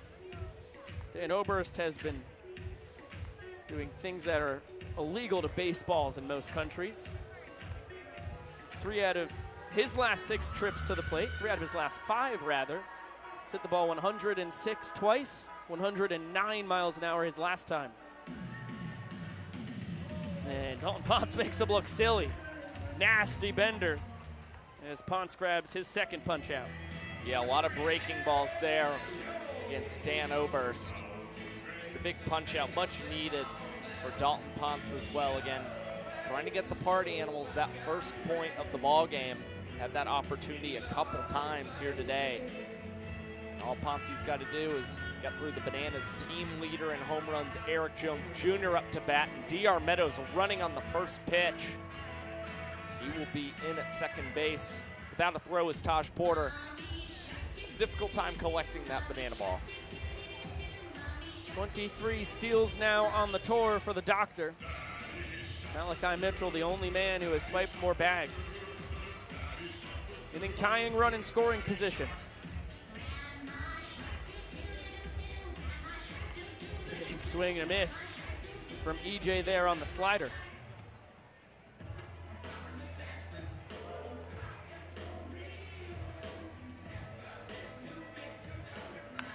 That ball lined into left. It'll get down. Tanner Thomas gets it in quickly and keeps DR on 3rd base. Well played by Tanner to keep the Animals ahead in the inning for now. And there goes Malachi Mitchell out to 1st base, which I thought was illegal. Designated runner. He's pinch hit. It should be. Yeah. Okay. Good to have everybody on the same page here. EJ 2 for 3. Now the inning-winning run represented by the Nanners designated runner, which Josh and I both thought was killed for the game since Flash got in at bat. It'll be a good discussion to have with the coaches after the ballgame. There goes Flash, killer jump, not a chance in the world to get him. Ball's in play anyhow. No, foul. Chris Walker announces that a foul ball.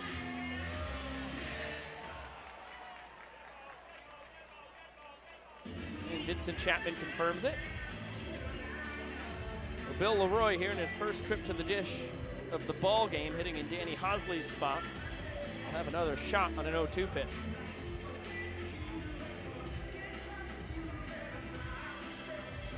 We saw Bill 2-ball 4 sprints last night for the Bananas, putting up some good plate appearances.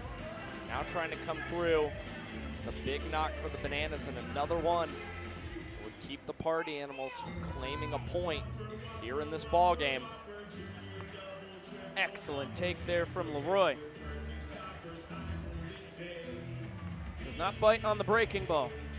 Not still ahead in the count though. Inning tying run at third, inning winning run at first.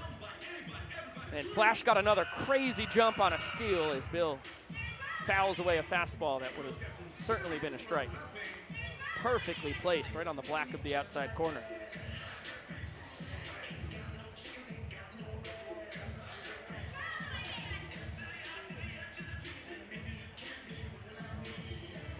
And now Eric Jones Jr. back on first base for Malachi, as that's a line drive, base hit into left. Bill ties the inning. More clutch 2-out hitting for the Nanners today. A big knock for Bill Leroy, and the guys off the bench continue to produce offensively for this squad. D.R. Meadows, his third run scored as well in this ball game, doing an excellent job setting the table as the leadoff man today. Brandon Crosby singled off Dalton Ponce an inning ago. Inning-winning run now in scoring position, so it's clear the Bananas coaching staff realized their mistake just in the nick of time. They send EJ back out to take over at first for Flash, as Bill Leroy strikes the ball to left to tie the inning. Ponce is going to win this battle. Sky high, right around the mound. Dalton making the call, collides with Hussein. Dalton comes away with the ball. A beautiful moment between pitcher and third baseman. And the fifth inning ends knotted at 1 run each. Nanners still lead the game by 2 points. Well, a scary play there for Dalton Ponce and Jordan Hussein. Usually one where the pitcher lets the fielder take over. But fortunately, it's Ponce still able to come away with the out and keep the inning even there. Keep the Bananas from collecting another walk-off. Clearly Andy Archer's coming in. Singing a song about believing in Joe Hendry.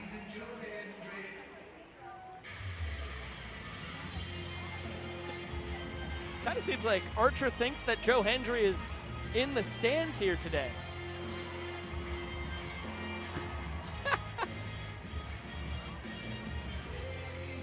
Getting the folks in the bleachers into it.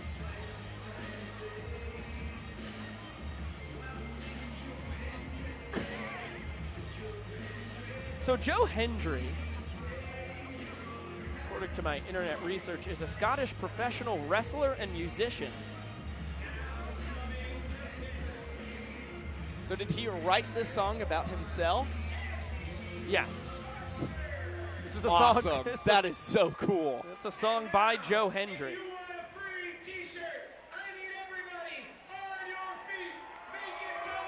Say his name and he appears. Today, that's how it works for Andy Archer.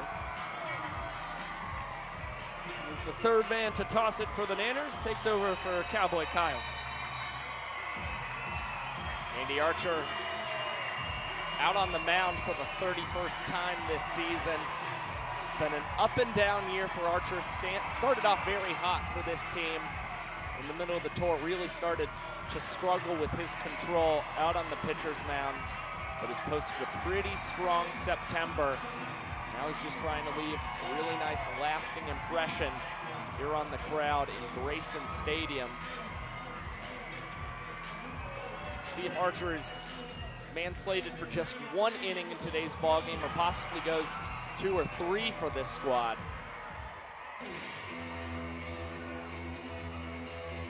So we head to the 6th. Still about 45 minutes left on our 2-hour timer. It's been a wild afternoon thus far. 4 innings still to play. 2 through 4 due to swing it here for the Animals. Acuff, Skoll, and Cornett. Talk about Andy's arsenal a lot this year. It is very unique. 4-seam, 2-seam cut fastball. And a split changeup, his only off-speed weapon, does not throw a breaking ball. Worked for him for 4 years at Georgia Tech, as well as 1 more year at the University of Hawaii after that. So far, he's poured in a pair of 91-mile-an-hour heaters to Acuff. Now Bill's setting up behind him, and looks like Chase had figured that out beforehand. Bill Leroy just trying to play some mind games. Chase Acuff at the plate. See if the 1-2 pitch behind him possibly does not help him with his approach with the 2-2, and it's Archer missing a little high and outside. Count now full. Kind of like icing a kicker. Except Archer has to give up a ball in this scenario, and he ends up leading to a sprint. That was a sprint. That is ball 4. That was ball 4. And now Chase strikes out. That's actually, I'm really sad about that. I've got to be honest here. Chase now has 21 sprints to 22 strikeouts on the year, and it should be the opposite. It's the 3rd time today that they've lost track of the count down on the field. What the ding is going on? What goes against Chase Acuff, but Randy Archer, he's all smiles about it, especially considering he had a little Hunger Games celebration from the kid.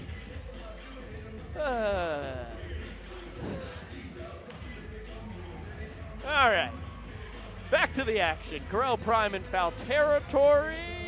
He's not going to have any room. He's taking over for Ziegler over at first.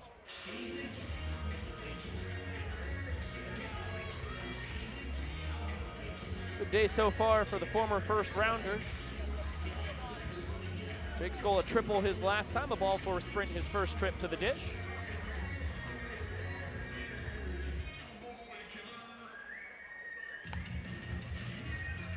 Battle between a couple guys from the Atlanta, Georgia area. Archer out of Milton, Skoll out of Woodstock. Grew up in Roswell.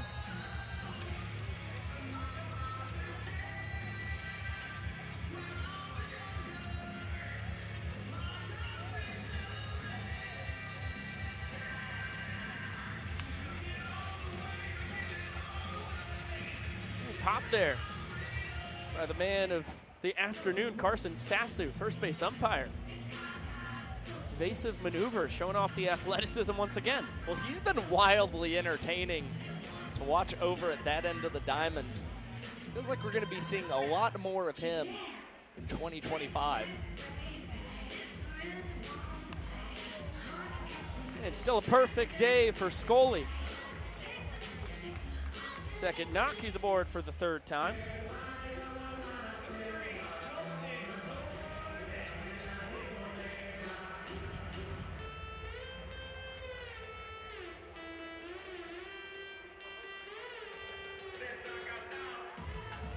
Dalton Cornett will step in, 1 for 2 on the afternoon. Already seen Skoll steal second once here today.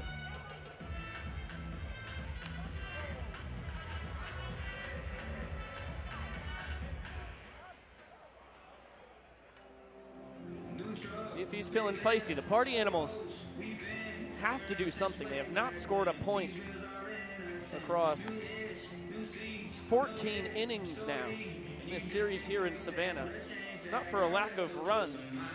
Scored 2 in the first, 1 in the 4th, 1 in the 5th tonight, but those innings have all ended either tied or in the Bananas' favor. Dalton Malden out in shallow right center will take care of the Cornett pop.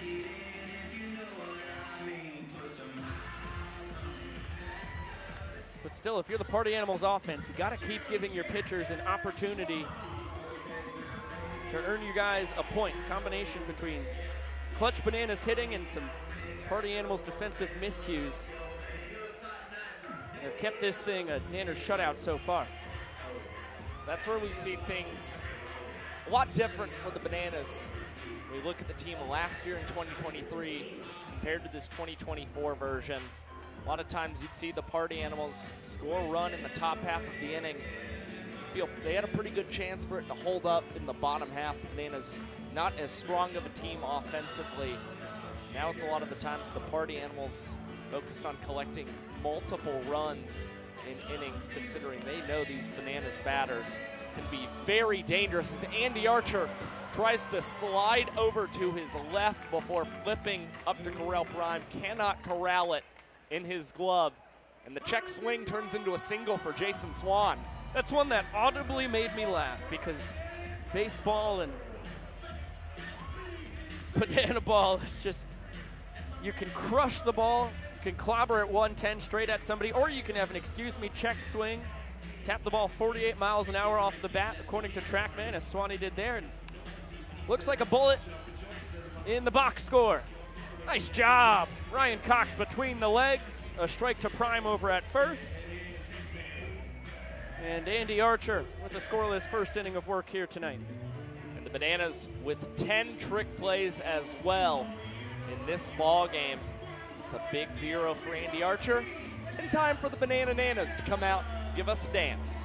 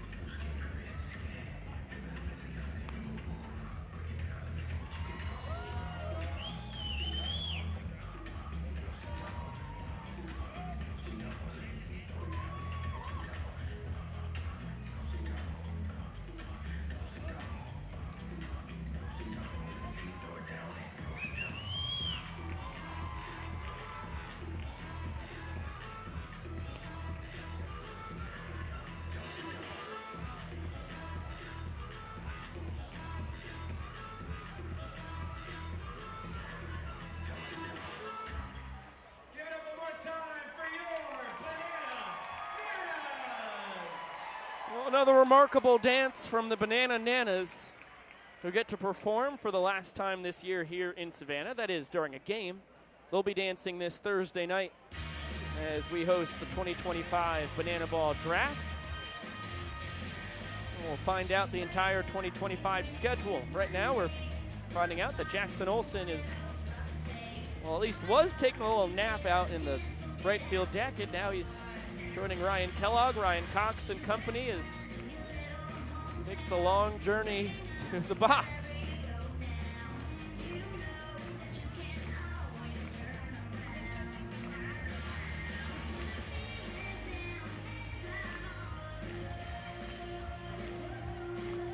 This is a little Hannah Montana bop right here. You know it. You'll always find your way back home. Important thing for you to remember, Josh. Thanks, man. You'll always find your way back home to me, buddy. So I've heard this song before. Yes. But thanks to coordinating producer Chad Reese, just now found out this song was specifically for the Hannah Montana movie. Haven't seen it. I missed that one. Was it in theaters recently, do you think?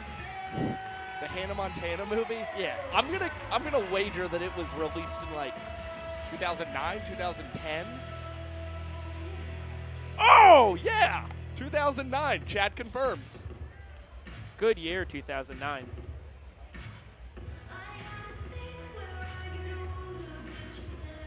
By the way, Ryan Rodriguez is on the mound.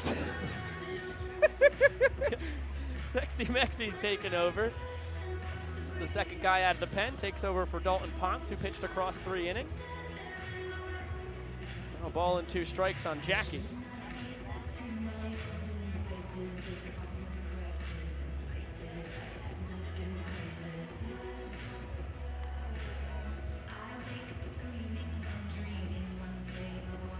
Rodriguez, primarily a 3-pitch guy, cutter, slider, and a 12-6 curve.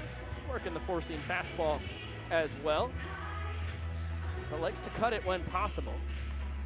And gets the K there. Right after Olsen. Like some 2-seam movement on that heater. And Olsen winds up now 0 for 6 in his career against Ryan Rodriguez, who impressively enough has held the Bananas to a team batting average below 200 this season. They are batting 197 against him in his rookie campaign. What's even funnier about the 0 for 6 is it all started with a frozen rope that nearly took Rodriguez's head off in Tampa the first time they ever faced each other. Jackson demolished the ball, but straight into the mitt of the pride of Newhall, California, who gives up a one-out hit to Robert Anthony Cruz, the pride of Fontana, California.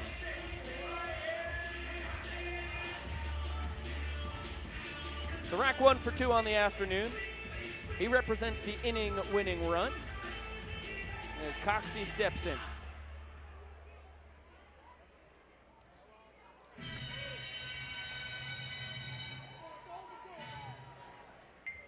Rodriguez sits high 80s, low 90s with the fastball. Love jumping ahead there because now he's shaking his hips, wiggling his knees, kicking his feet. I mean, there is soul in this dance. On the 0-1. Split, and it's down and out. We feigned the throw for a second, then delivered the offering to Ryan Cox. Fortunately for Rodriguez, who's all smiles, just not enough behind that one to get to the plate for a strike. Trackman had his 6.22 pitch at 55 miles an hour. 32 miles an hour slower than his first pitch to Cox.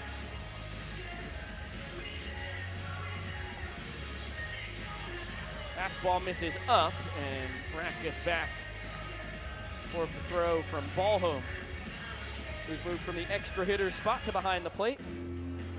Trades positions with Taj Porter. Both still maintain their spots in the lineup. Rack was thinking about taking off. Hold still, it's going to be a sprint. Party Animals need perfect defense to keep Rack from scoring. They do just that. The inning-winning run now 90 feet away. Party Animals can't afford to be giving the Bananas 3 bases, and you see Rodriguez kind of beating himself up before returning to the mound. Now knows he's got a pretty tough battle going up against KJ Jackson. He's 0 for 2 in this ball game, however. Party Animals are going to play the infield back. They're trying to turn 2 on a guy who runs really well. Off speed misses up. KJ did bounce into a double play, his lone plate appearance so far tonight. Checks his swing. Fastball just misses the inside corner. Trackman agrees with Vincent Chapman as Rodriguez shakes his head on the mound.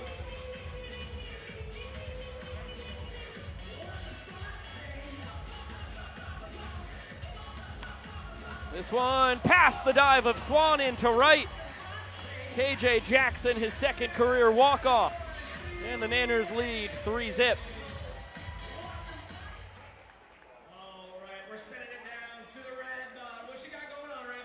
And we'll get it down to Radbod for a brand new promotion. They're going to collide with their balls until there's one man left standing. This one is called Big Balls. What could possibly go wrong? All right, boys, we ready? 3, 2, 1, go! Oh, down goes Blue. Reset. 1, 2, 3, go! Oh! All right, reset. 3, 2, 1, go! Oh, down goes Yellow. It's green and red. Ready? 3, 2, 1, go! Oh, a spin move. All right, 3, 2, 1, go! Oh, no man is going down. 3, 2, 1, go! Oh, another spin move. One collision left. 3, 2, 1, go! Oh, we have a tie. Give it up for Team Red and Team Green. We get a tie. A tie, Josh, in Big Balls. I did not know you could tie in such a thing. Neither did I.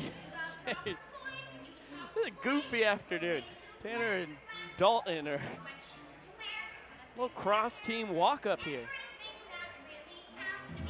As Tanner leads off the top of the 7th.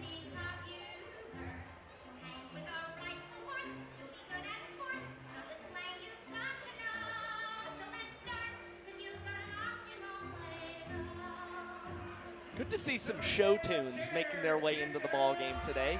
Little Wicked action, popular. Shout out Kristen Chenoweth. I'm guessing the writer? Is that the singer? She's the singer.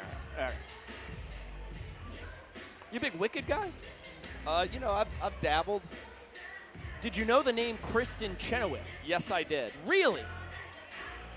First through Saturday Night Live, believe it or not. You'd have to look at their Charlie Brown spoof on the Christmas special sketch. Okay. I'm not actually allowed to say the title of the sketch on this broadcast. Okay. Color me curious. Andy Archer out for his 2nd inning of work. Starts it out with a K. 91-mile-an-hour heater blows it past Tanner Thomas. And back-to-back innings now for Andy Archer, where he starts the frame with a punch-out. It's been one of the impressive things about Andy Archer's season for the Savannah Bananas.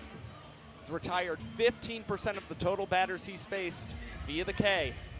It's an infectious energy from the 6'4" righty. Josh Porter gets his 3rd trip to the dish, 2nd from the left side. He struck out from the right side, smoked a double, and drove in a run in his lone trip as a lefty thus far. He can't catch up to the heat. Archer working quickly, filling up the zone. Sticks with the fastball, just barely misses up. Well, that's the right plane of attack for Andy Archer. The guy's having a hard time catching up to it. You just continue to gas him up more and more. And it was Archer opting to go to the off speed on his 2-2 delivery, missing low in the dirt. Porter able to foul that one off. We'll get another 3-2. I hate to get serious with everybody here, but sometimes I have to do it. And he will offer the sprint. Went to the split changeup, couldn't locate it. Good defense behind him, though, from the Ninners. They'll keep Porter just to 1 base. Now Jordan Hussein will swing away. Looks like Sean Fluke, coaching first base, hoping to get himself a pinch running opportunity. Indiana Stanley, the designated runner, will get his 2nd trip around the base paths. Well, Fluke certainly would have loved to be entered into this ball game, especially considering the opening weekend in Tampa, Florida, we saw Flukie with 2 stolen bases, and it is Indiana Stanley who is picked off before Andy Archer can even deliver a first pitch to Jordan Hussein. And now Tyler Gillum's out on the field. World's tallest pitcher, Dakota Stilts Albritton. Well, that means he never throws a pitch to Jordan Hussein. That will be Dakota Stilts Albritton's job. And what a 4th World Tour Stilts has had. Did not pitch until the 2022 World Tour in Columbus, Georgia. He continues to work on his craft, and boy, he has been unbelievable this year on the mound. He's out on the mound for the 37th time in 2024. The Party Animals, they are batting just 121 against Stilts this season. And barring a disastrous outing here today in Grayson Stadium, looks like Stilts slated to finish the season with an earned run average below 1 this season. Well, now this is thrilling. Brett Helton is going to step in for Jordan Hussein. He was a 2-way guy at the University of Utah. That's Pac-12 baseball, where he was recruited as a shortstop. Just turned out he was so good on the mound. That's where his future took him. It took him to 4 years of minor league baseball in the Pirates organization. Stilts gets a fastball in there. We've seen Helton take the occasional at-bat across his banana ball career. Even had 1 or 2 way back in the 2022 Summer Series. Helton flailing at that 0-1 pitch from Stilts. Coming up awfully empty. Well, he did get a piece of it, which is why he was allowed to leave the box. But now rolls this one over to Eric Jones Jr. between the legs. High throw. Prime takes care of it. And Stilts does the job once again. Archer and Albritton just faced 3 batters. And for Eric Jones Jr., a pretty big trick play in his season as he reaches the 50 trick play plateau.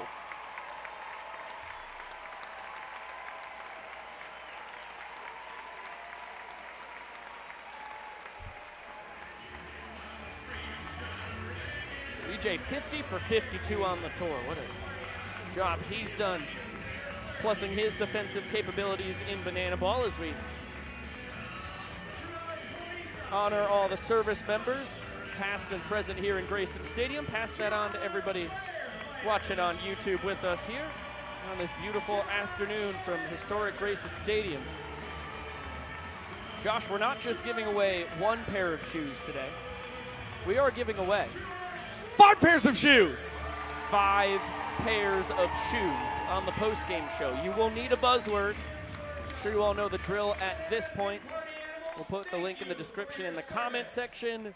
Fill out all of your contact information, and then when it says buzzword, you want to type in draft. Josh, can you spell it for the people, please?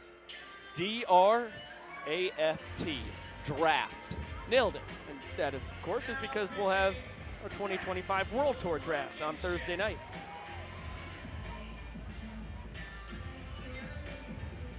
Ryan Rodriguez exits. Zach Blankenship takes over on the mound, showing off that beautiful mane of hair that he has built up over this tour. Like Dakota Stilts Albritton, it's the 37th time that we have seen Zach Blankenship for the Party Animals this season. Things have been kind of up and down for him as well, has struggled with his control at times. A lot of walk-offs that he's allowed to the Bananas since the start of August. Just trying to hold serve here in the 7th as it starts with Carell Prime and a 1-1 count. Couple Florida guys doing battle here. Prime with his first plate appearance of the afternoon. And fooled by the splitter. That was a nasty one. And Prime liner right to A-cuff. Ranging over towards the 6 hole. Well struck, but taken care of by the Animal shortstop. What's back to the top of the order, D.R. Meadows. Man up for the Bananas. He's reached in all 3 of his plate appearances in today's game and trying to stay perfect against the lefty. So by the way, folks, as we said, 5 pairs of shoes we get to give away due to our friends over at Zappos as Meadows sends this one out to left center. Have yourself a day. 3 for 3. He's aboard for the 4th time. And he scored a run all 3 trips around the bases so far today. Just impressive stuff from D.R. Meadows. Oftentimes, he's telling us that he just wants to try and hit it to the opposite field, but things falling for him in left field today as Dan Oberst will pop this one in shallow left. Tanner Thomas trying to collect this one behind his back, will do so successfully. It's the Party Animals left fielder coming up with his first trick play of the day. 8th of the tour for Tanner Chicken Tender Thomas. As Blankenship only needs 1 pitch to send Oberst back to the dugout. Now Eric Jones Jr. steps in.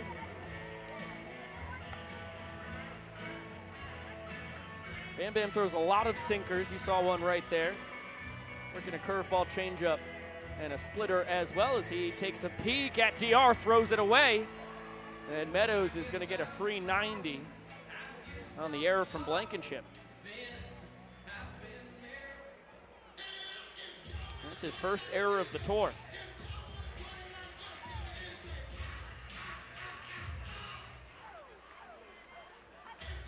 EJ singles each of his last 2 times to the dish.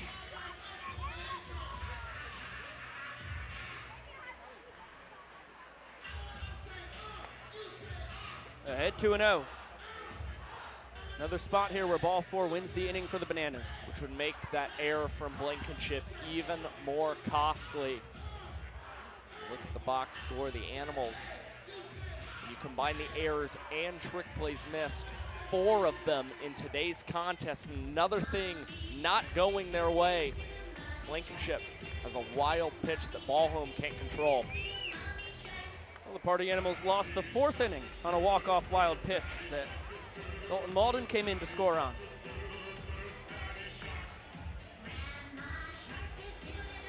Fastball misses, and EJ has his 28th walk-off of the year as the Nanners increase their lead to 4 points. EJ with his 30th sprint compared to 27 strikeouts for the team leader in extra base hits. It's just been so impressive from the former Twins and Mariners minor leaguer. You got the world's fastest inning going on, so just like that, we're in the top of the 8th. DJ the Invader takes over for Stilts on the mound, and Armando Becerra in his first trip to the plate today will pop out to the Invader. Was getting called off by Prime. He holds his ground, comes away with the banana ball. Woo! Really scary there, Correll Prime. Luckily not too upset, shaking his head as he was walking away from DJ the Invader with a grin on his face. The Invader, all business out on the mound.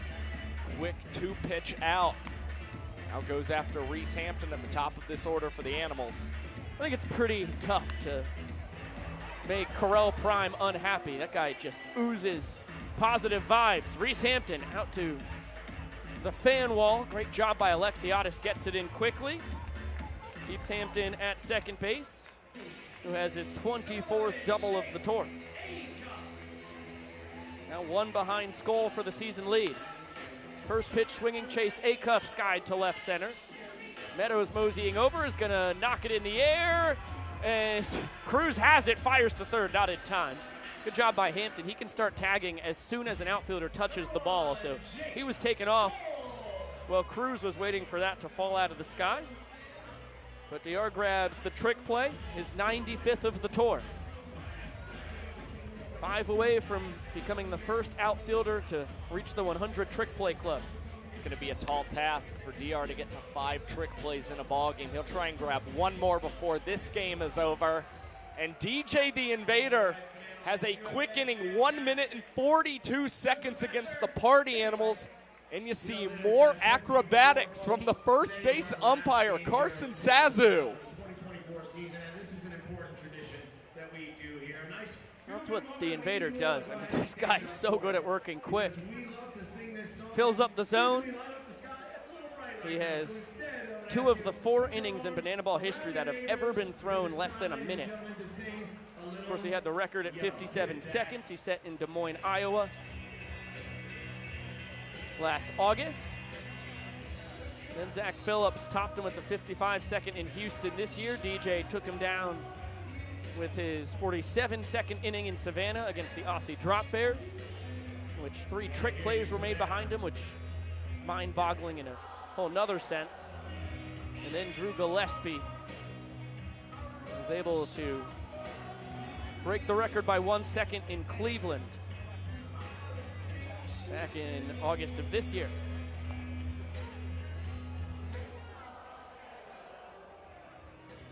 We turn Grayson Stadium yellow. Get a quick peek at Dylan Porter for a second there, who will be taking over for Bam Bam on the bump, clearly.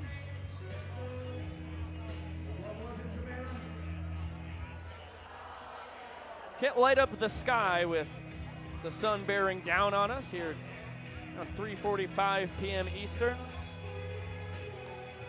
Eric Delano makes his opinion heard. Oh, Dustin Baber, that's a retweet. That's a real-life retweet. He's signing off on this. Banana Nation, we love you so much. Now let's go! I strongly disagree. I was a huge Yellow by Coldplay fan before it ever became an everyday affair here in Banana Land. I thought you were going to say before the song blew up, in which case I was going to be just appalled at you making such a statement. Okay, I'll pump the brakes now. But, yeah, I was like, yeah, I totally knew about the song before it got big. I thought you were about to pull one of those cards on me. As far as I know, Coldplay's always been big in my life. We're going to look at the numbers here for Dylan Porter, who's been a lot more effective as this tour has gotten later in.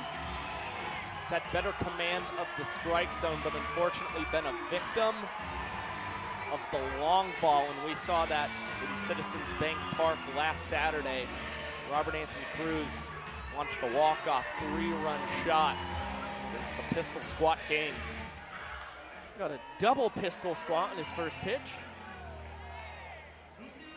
Showing off some ambidextrous ability with the legs.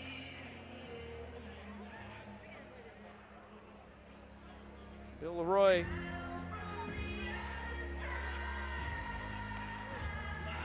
one for 2 so far on the afternoon, behind 1 and 2 in the count. We'll get another pistol squat.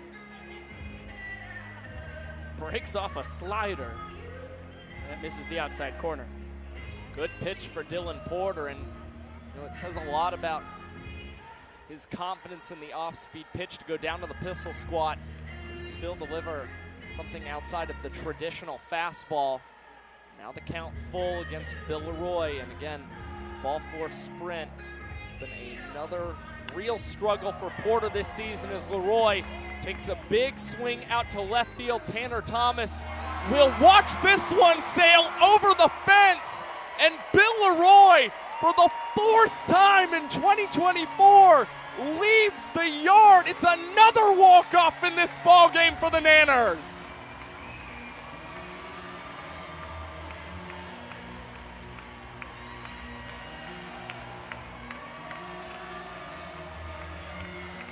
What a towering blast from the king of Dublin, Georgia. A twin prince of Banana Land. Captain of this Nanner squad here in his 7th year. And boy, has he found the power. That was 97 miles an hour off the bat. With a 38-degree launch angle. 348 feet out to left. It is Nanner's domination here on Sunday afternoon. They lead 5-0. And we take a look at what it means to reach the final inning. Every run scored here in the 9th will count as a point, which is good because the Party Animals have put together a couple 7-run innings this year. A couple 5s, a couple 6s. They have the offense to turn this game on its head. But it's going to be a tough task as Zach Phillips heads out to the mound. Yeah, Zach Phillips was trying to become the first pitcher in Banana Ball history to reach 60 appearances in a single season. Unfortunately, with one of the games this weekend canceled and not being made up, he will not be able to reach 60, but still has an opportunity at 59. Today we focus on outing number 58 for Philly, who pitched last night working a scoreless frame against the Party Animals. Took Philly 17 pitches to retire the Animals. He still threw up the MPI mark of 3 minutes and 48 seconds and is looking for some quick work here in the 9th, trying to get the Bananas a 2nd straight shutout win in the points department. Meaty part of this Party Animals lineup, 4, 5, and 6. Dalton Cornett, Jason Swan, and Bronson Ballhome due to swing it. They still have their golden batter.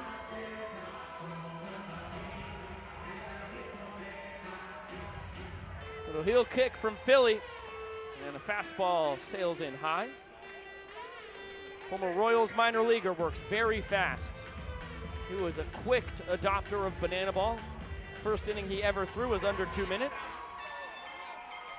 He really hasn't slowed down since then. In on the hands, jams DC3. Trick play opportunity for DR Meadows, who's going to pop it up. Super Reese behind the back. Double trick play between the Doctor and Alexiadis. And that gives the Bananas 15 trick plays in this ball game, 21 total here today. back-to-back days, or games I should say, where we've seen the Bananas and Party Animals combine for at least 20. How about another heel click from Zach Phillips, and he delivers the strike to Jason Swan. In stride, pours in another heater. This is going to be a tough play. Olsen, bare hand, flips it under the leg. Swanee wasn't hustling. Why that was the case beats me. But it made the trick play from Olsen certainly a lot less dramatic once I look down the line.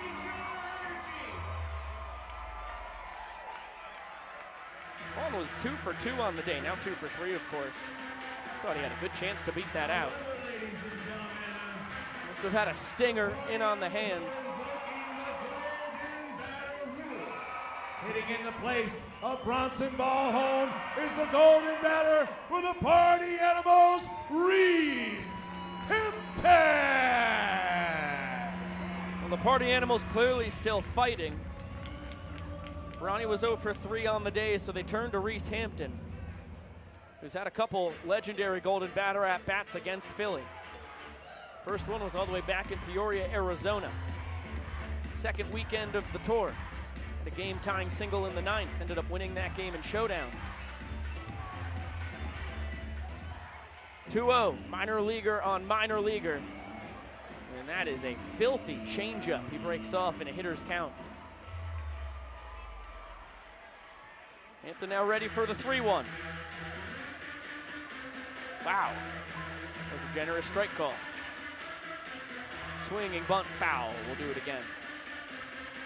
Phillips already inspired 6 pitches to Reese Hampton. The pace pretty absurd for the Bananas left-hander. Trying to wrap up this inning in less than 2.5 minutes, but he will miss inside to Reese Hampton, who it appears will only take 1 base on the ball for a sprint, not trying to run into the final out of this ball game.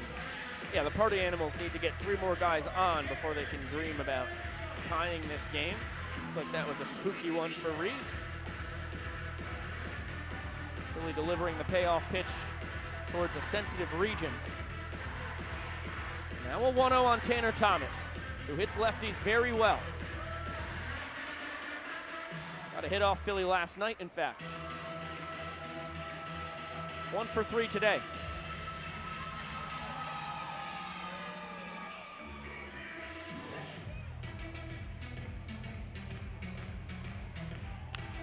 Ripped. Fair. Down the right field line. Thomas comes through. Hampton missed second base, so he's retreating back. Now Thomas is stuck in a pickle. Hampton has to take off. Prime flips it to Cox. Thomas is their primary target. Well, that looked like clear obstruction by Zach Phillips, so Tanner Thomas is going to get second base for free.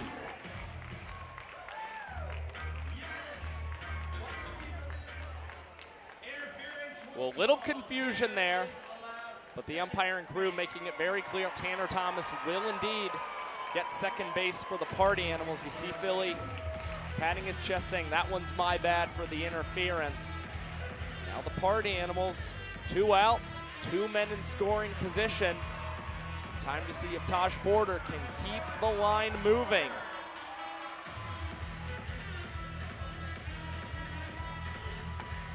Fastball misses up. Man, that one in the zone. Philly sitting right at 90 according to TrackMan.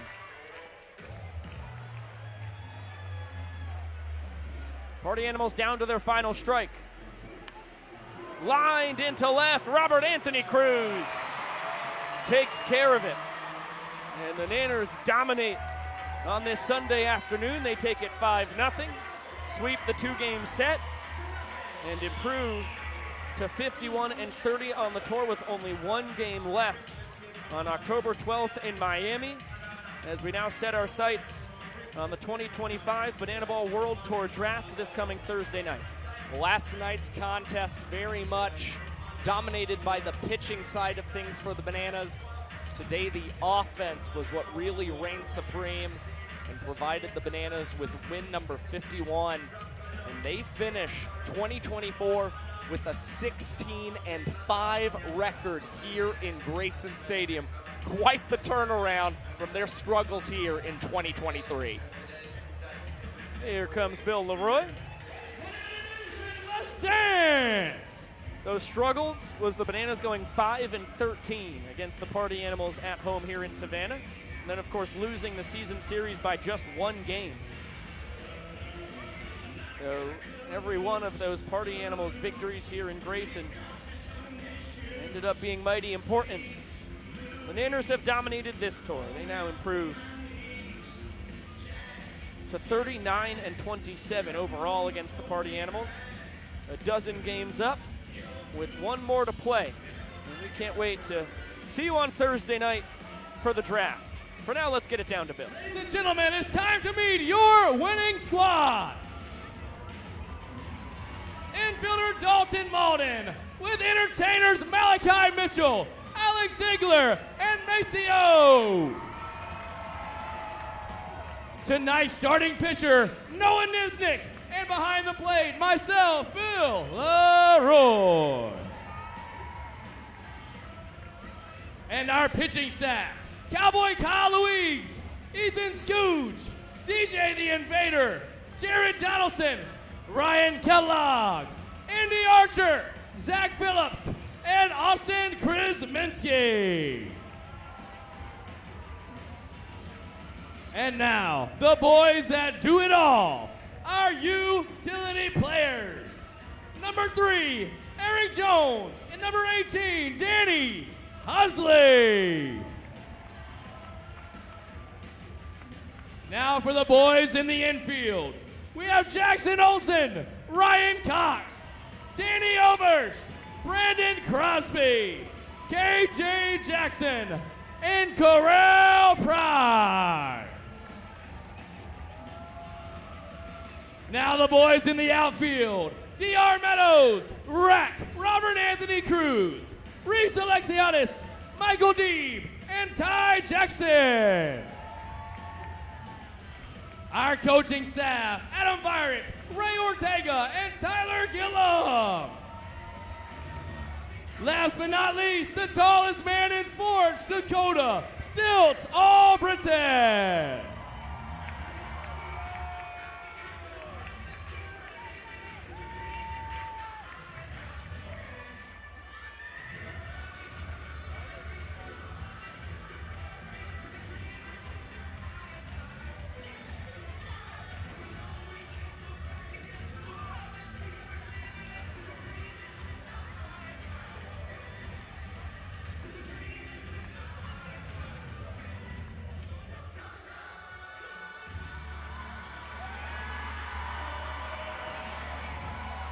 Give it up for your Savannah Bananas!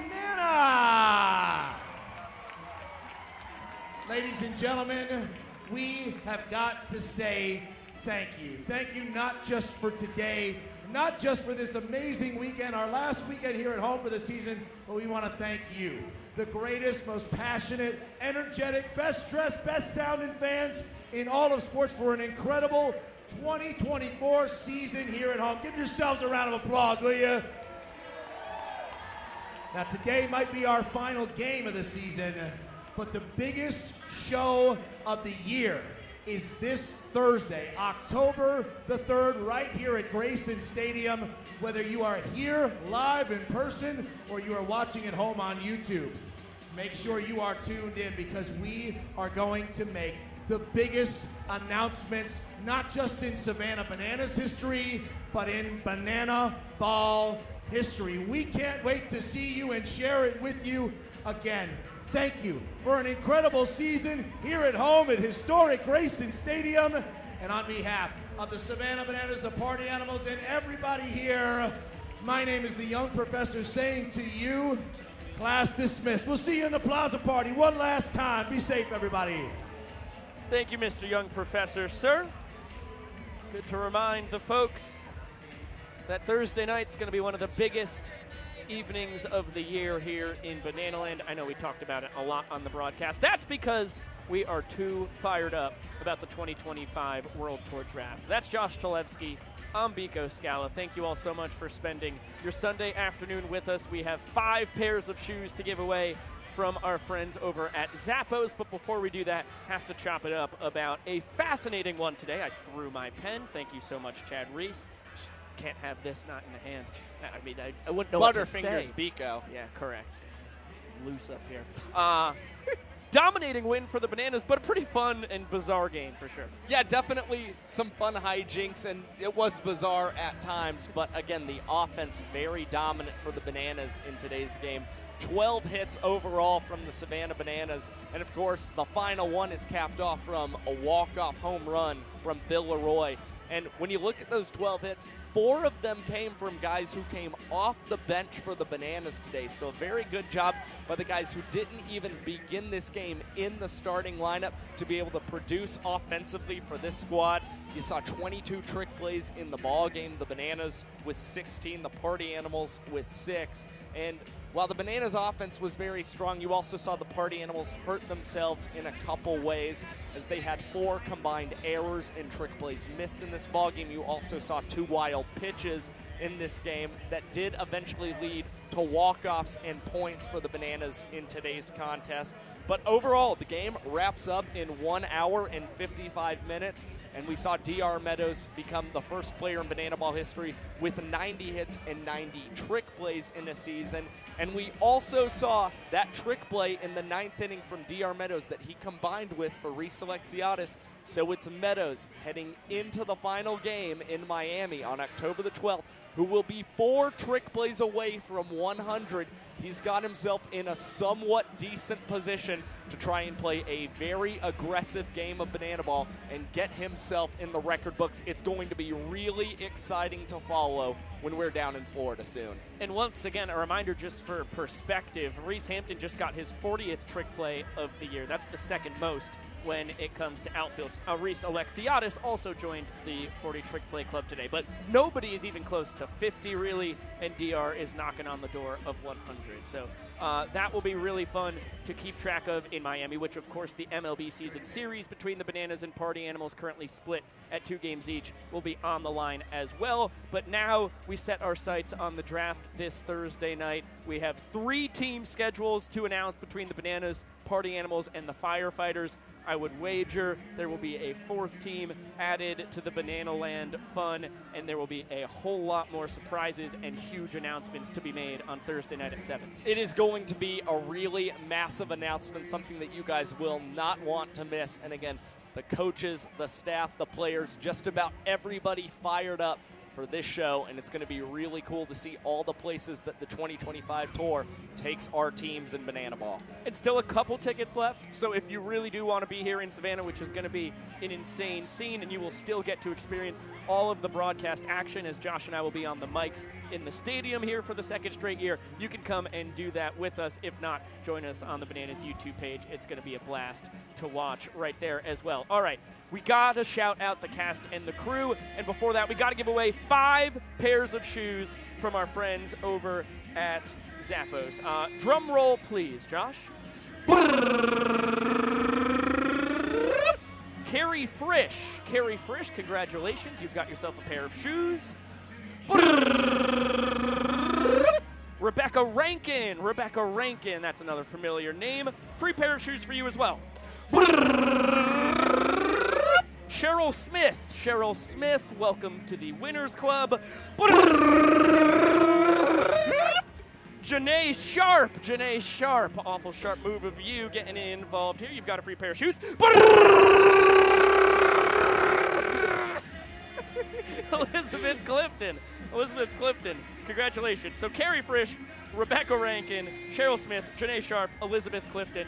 5 pairs of shoes to be split amongst you all. You each get 1 pair of shoes. We're going to give away 10 pairs of shoes. You just had a stroke.